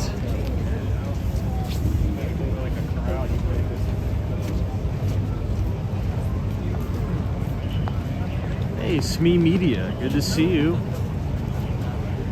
Wishing you a very happy new year to you and your family. Thanks so much for joining us as we kind of explore the outskirts of Times Square and the crowds this year. 47 feet that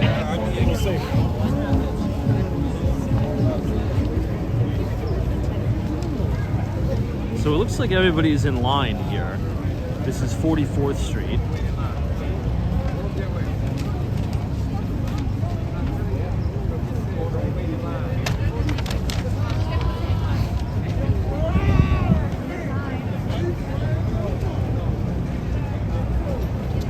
This is how early did they line up. I mean, there were people lining up to get into Times Square as early as 5 o'clock in the morning, maybe even earlier. But guys, I mean, look at how crazy this line is. It's still going. It goes all the way down the block. Let's see if it'll reach 45th Street. It's still going though.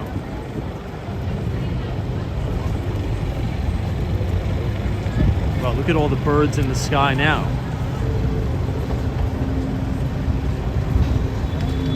If you look right in the middle of the screen, you can see the NYPD helicopter flying over my old office at 1166th Avenue of the Americas.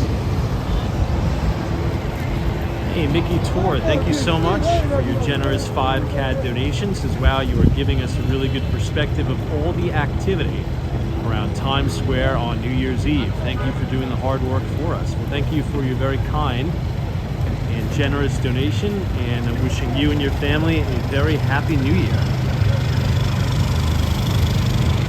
Hey, Martha, thank you for your $10 donation. Happy New Year to you. Thank you for your kindness. Well, it looks like the line stops here.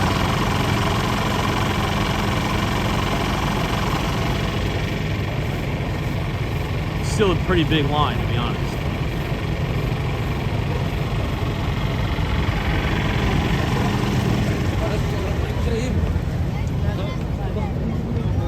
We might run into a few internet issues here, everybody. The further we walk up towards Rockefeller Center, usually we have some internet issues. But before we continue to walk a little bit further, let's check out this NYPD ESU vehicle. The ESU is the Emergency Service Unit, which is a pretty prestigious unit of the New York City Police Department. Hey, Mr. Jose 790, thank you so much for your $5 donation. This is Happy New Year 2026. Blessings to all of you. God bless you. Thank you so much. God bless you as well.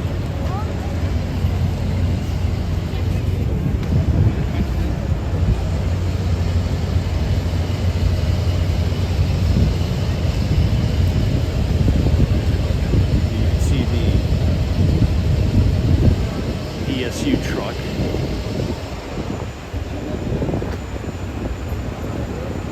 It looks like people are lined up here as well.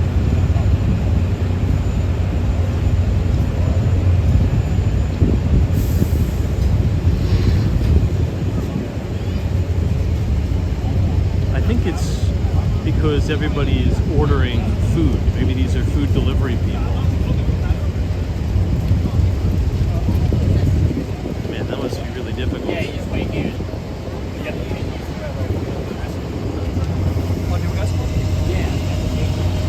So this is my old office building here, 1166. Man, it is dirty. Look at all the trash. Well, the sanitation department's really going to be out in full force after the ball drops. I'll say it again since we do have a lot of new people joining us. There's going to be 2 celebrations this year for New Year's. Number 1 is going to be the ball drop at midnight, but there's also going to be a second celebration starting at 12:04 a.m. And that is going to be an additional 2,000 pounds of confetti. However, that confetti will be exclusively red, white, and blue. And they're doing it for the 250th anniversary of the United States of America, or America 250. This is going to be a very historic New Year's.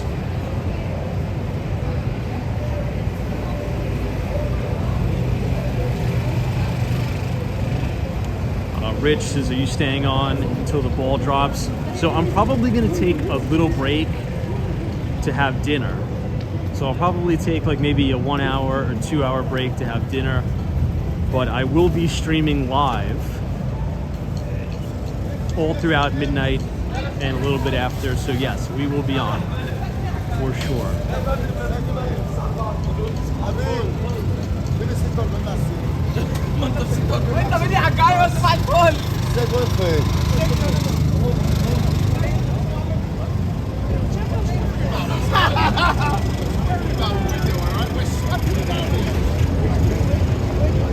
What is this? It says guest venue check-in.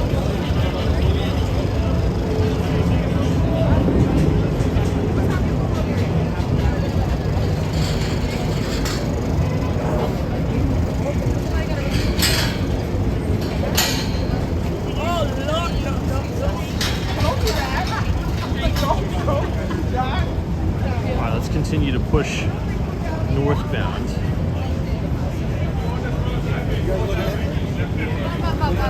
Dilo.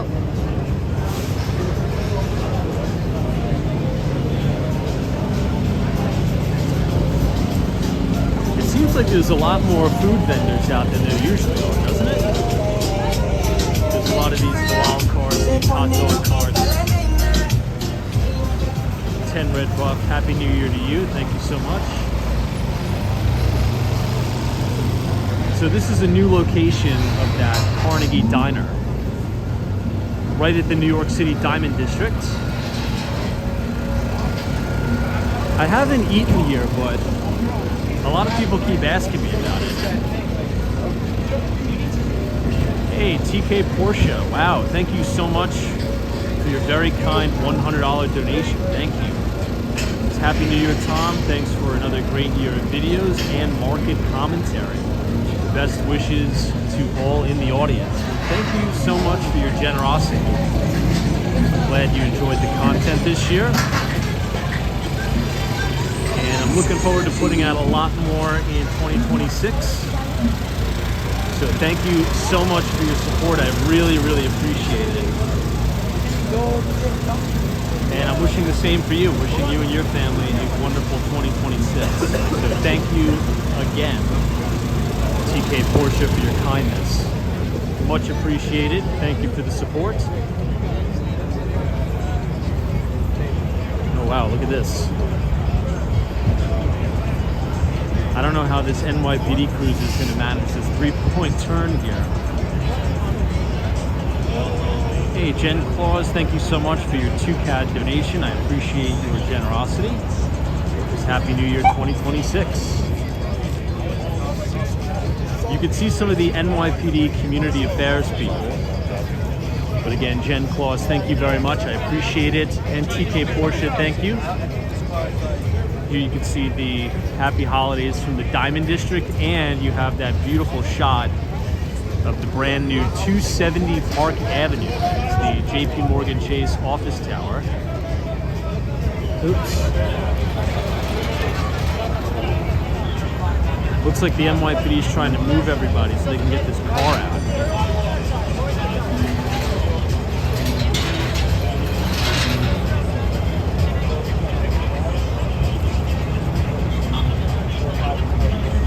Is that straight? Is that station 14? No, you gotta get to go across the street. Okay. It's going to be a tight squeeze. But look at this SWAT vehicle. This is the NYPD big SWAT car. Get out of this little section here. Wow, look at that.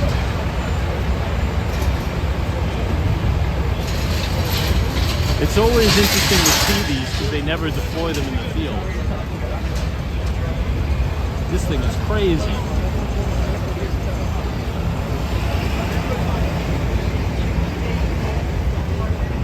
Wow.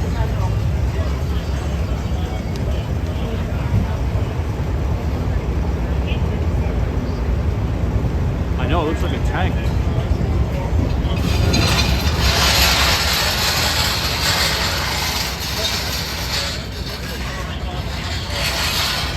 You know, I wonder how much something like that costs. See the NYPD having some pizza here. Maybe I'll run to Dunkin' Donuts and grab them like one of those big things of coffee. Because I'm freezing walking around. These guys must be absolutely frozen.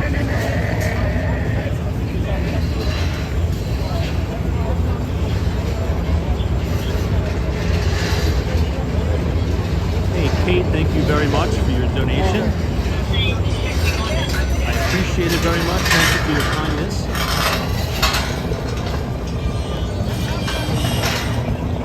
Alright, let's continue to head north now. I think we might run into some internet issues here though. Your staff shouldn't have to wait for access to their pay. Daily pay gives your staff access to earning. Wow, Lease is the new Bearcat armored vehicle. Costs generally between $300,000 and $400,000. Wow. I was gonna estimate a lot more than that, especially with all the capabilities the NYPD has. It's probably tricked out with a bunch of stuff.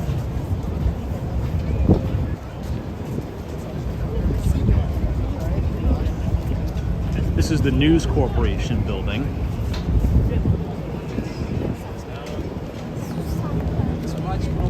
This is 1211 Avenue of the Americas.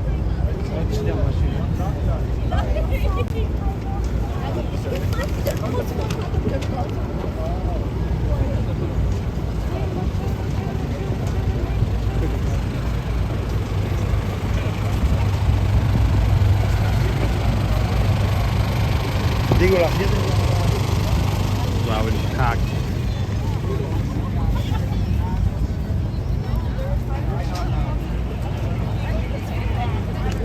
This is now 48th Street. So everything pretty much is blocked off.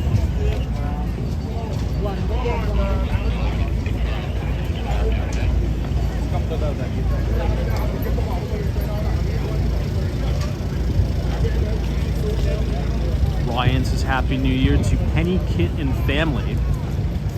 Love, Dad. Well, Happy New Year, everybody.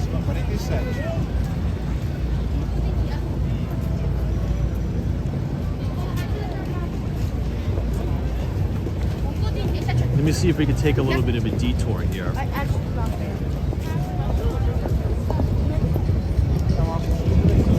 So we're looking back at the Fox News Christmas tree here. But I want to briefly walk around to the Radio City Music Hall because this year is the 100th anniversary of the Radio City Rockettes. What we're looking at right now is the dining room of Del Frisco's, which is a really good steakhouse.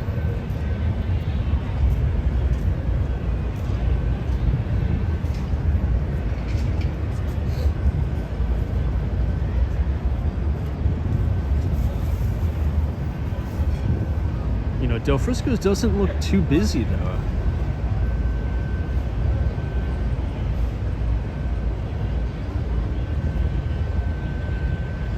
You can see Radio City Music Hall now.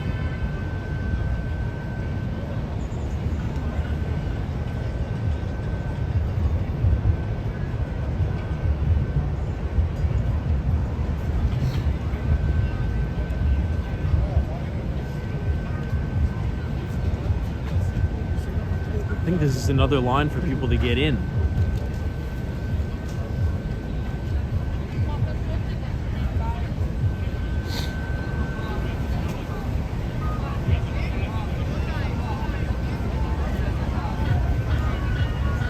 Hey, Jay Joker, thank you for your support.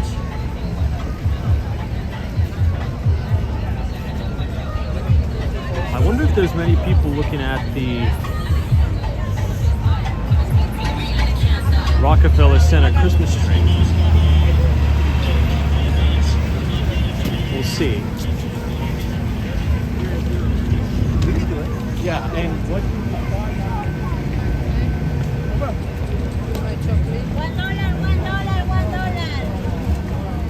$1. Carlos says, where's the hardest restaurants to get into tonight?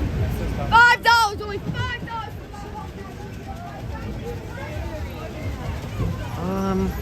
I would say anything in and around Times Square is probably going to be pretty impossible. And also some of the private clubs in Soho and Tribeca.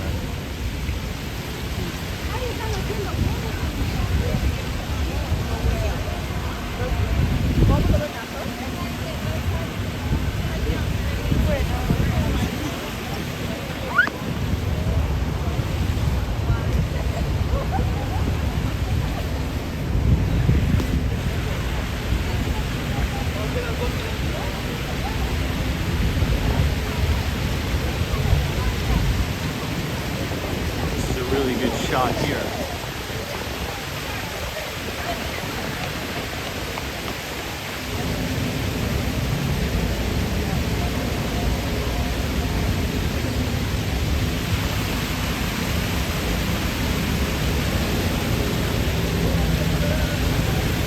I really like these iconic red Christmas bulbs.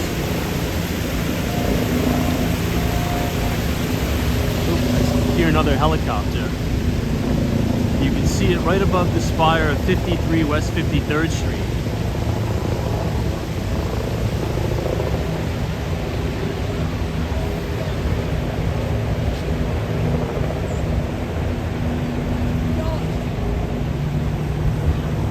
Looks like this is closed off too, so you might have to make a slight maneuver around this sanitation vehicle.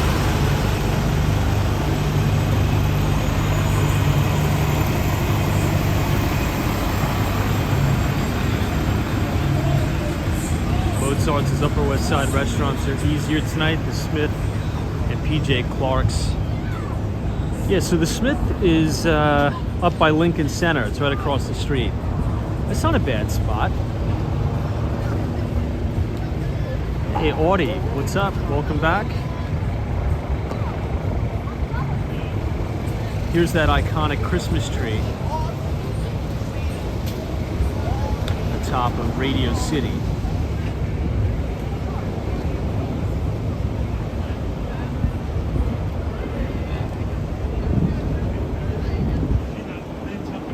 Shannon is watching from South Africa. Good to see everybody from South Africa. Sam Oliver, how are you? Yeah, someone says last year it rained. Thank God this year's better weather. Well, it's better weather in a sense, but it is really cold. I mean, it might not seem like it, but guys, it is freezing out. Like, ridiculously cold out. This is a really pretty shot too.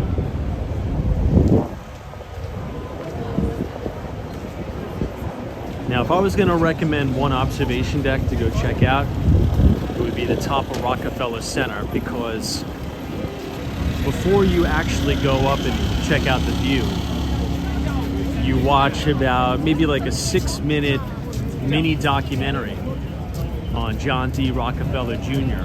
about his vision for Rockefeller Center and just how he built Rockefeller Center. It's a very, very cool piece. You learn a little bit of history about New York City. And if you'd like to kind of check out the full experience, I filmed an entire video of the full experience of going up to the top of Rockefeller Center. Hey, Juan Carlos is here. This is hello from Malzatan, Mexico. Welcome to all of our Mexican viewers. Good to see you guys. I just saw that the president of Mexico, she just slammed China with additional tariffs.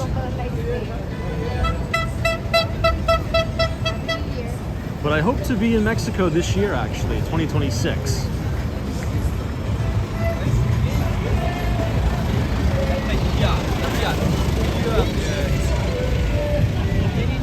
I know the joyful ones. Tom, are you in visibility with the Empire State Building? The light show is going on now.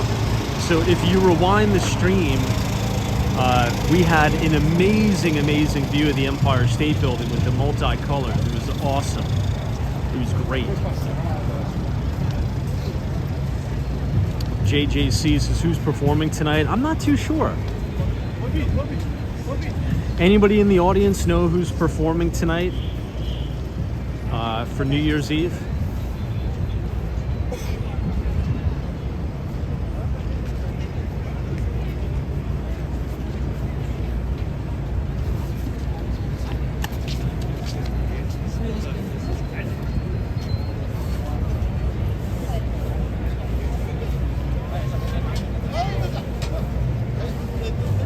Racing.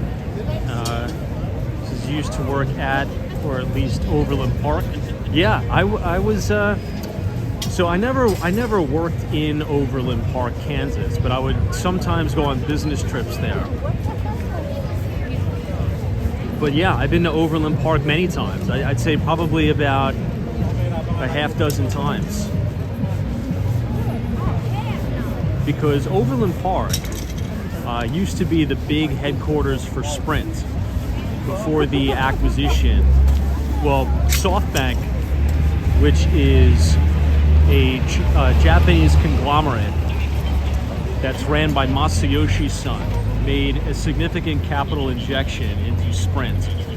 And when that happened, Sprint got a new CEO called So I'm not sure if Overland Park still has a big footprint for T-Mobile or not, but yeah, I've been there many times.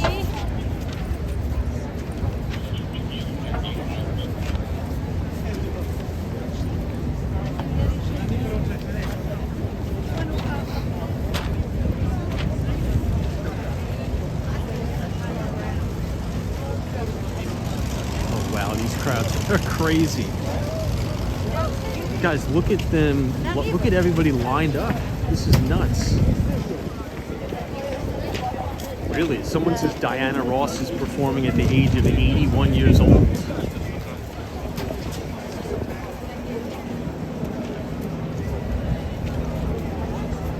We're now outside of the Hilton flagship.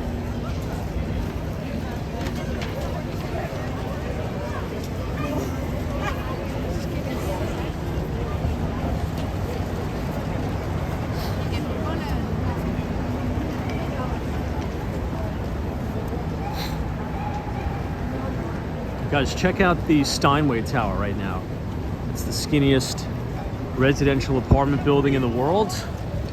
And then this unique looking building right here is 432 Park Avenue.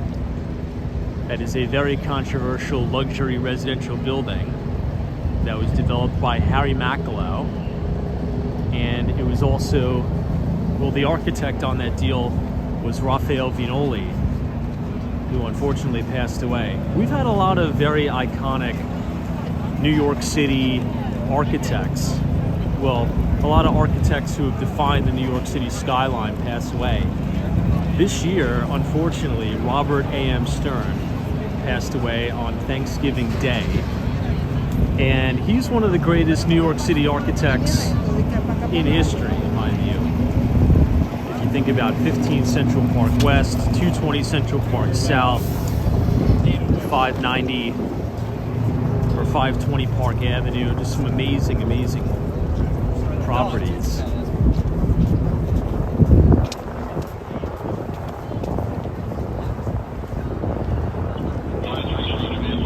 We'll head to 57th Street and then we'll cut across, and that will be where we originally started the live stream.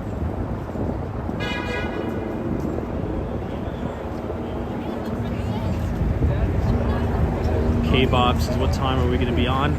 Well, what time is it now? Could we do another quick time check in the audience?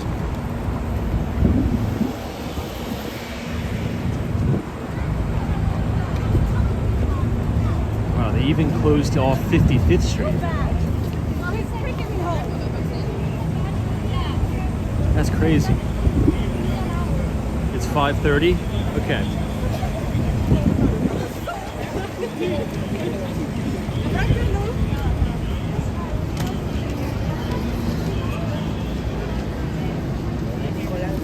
So that guy that you just saw to the right, practicing the boxing moves, I see that kid almost every day, either in Times Square or right on that corner, and he just does the same thing all day. He just practices these kickboxing moves, like air boxes. He must be out here for hours doing that.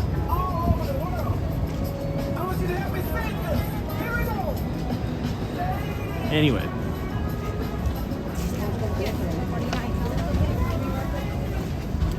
Yeah, this little area has tons of pedestrian traffic because they're redoing the subway.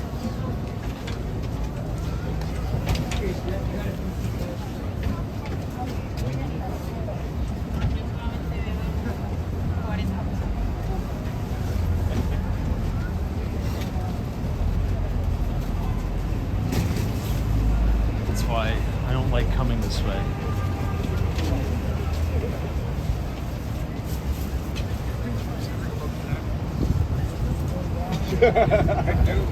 Hopefully I can get down 57th Street.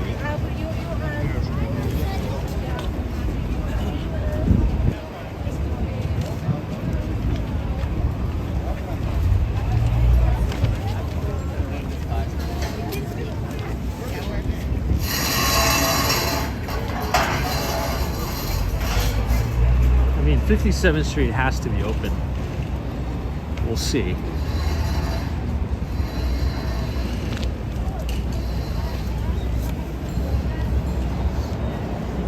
This Carnegie House right here, 100 West 57th Street's in big trouble. There's going to be big trouble with this building. Because the thing is, this building was built through a deal called land lease. And the land lease is up, and the rent is going to go up significantly. A lot of people don't know that, but some buildings in New York, you might own your apartment, but you don't own the land under the apartment. You're actually renting the land under your apartment. And I think there's going to be like a 2,000% land increase or rent increase for the land. So what that's doing is it's going to really spike the common charges for the building, and it's crushing the valuations of those properties.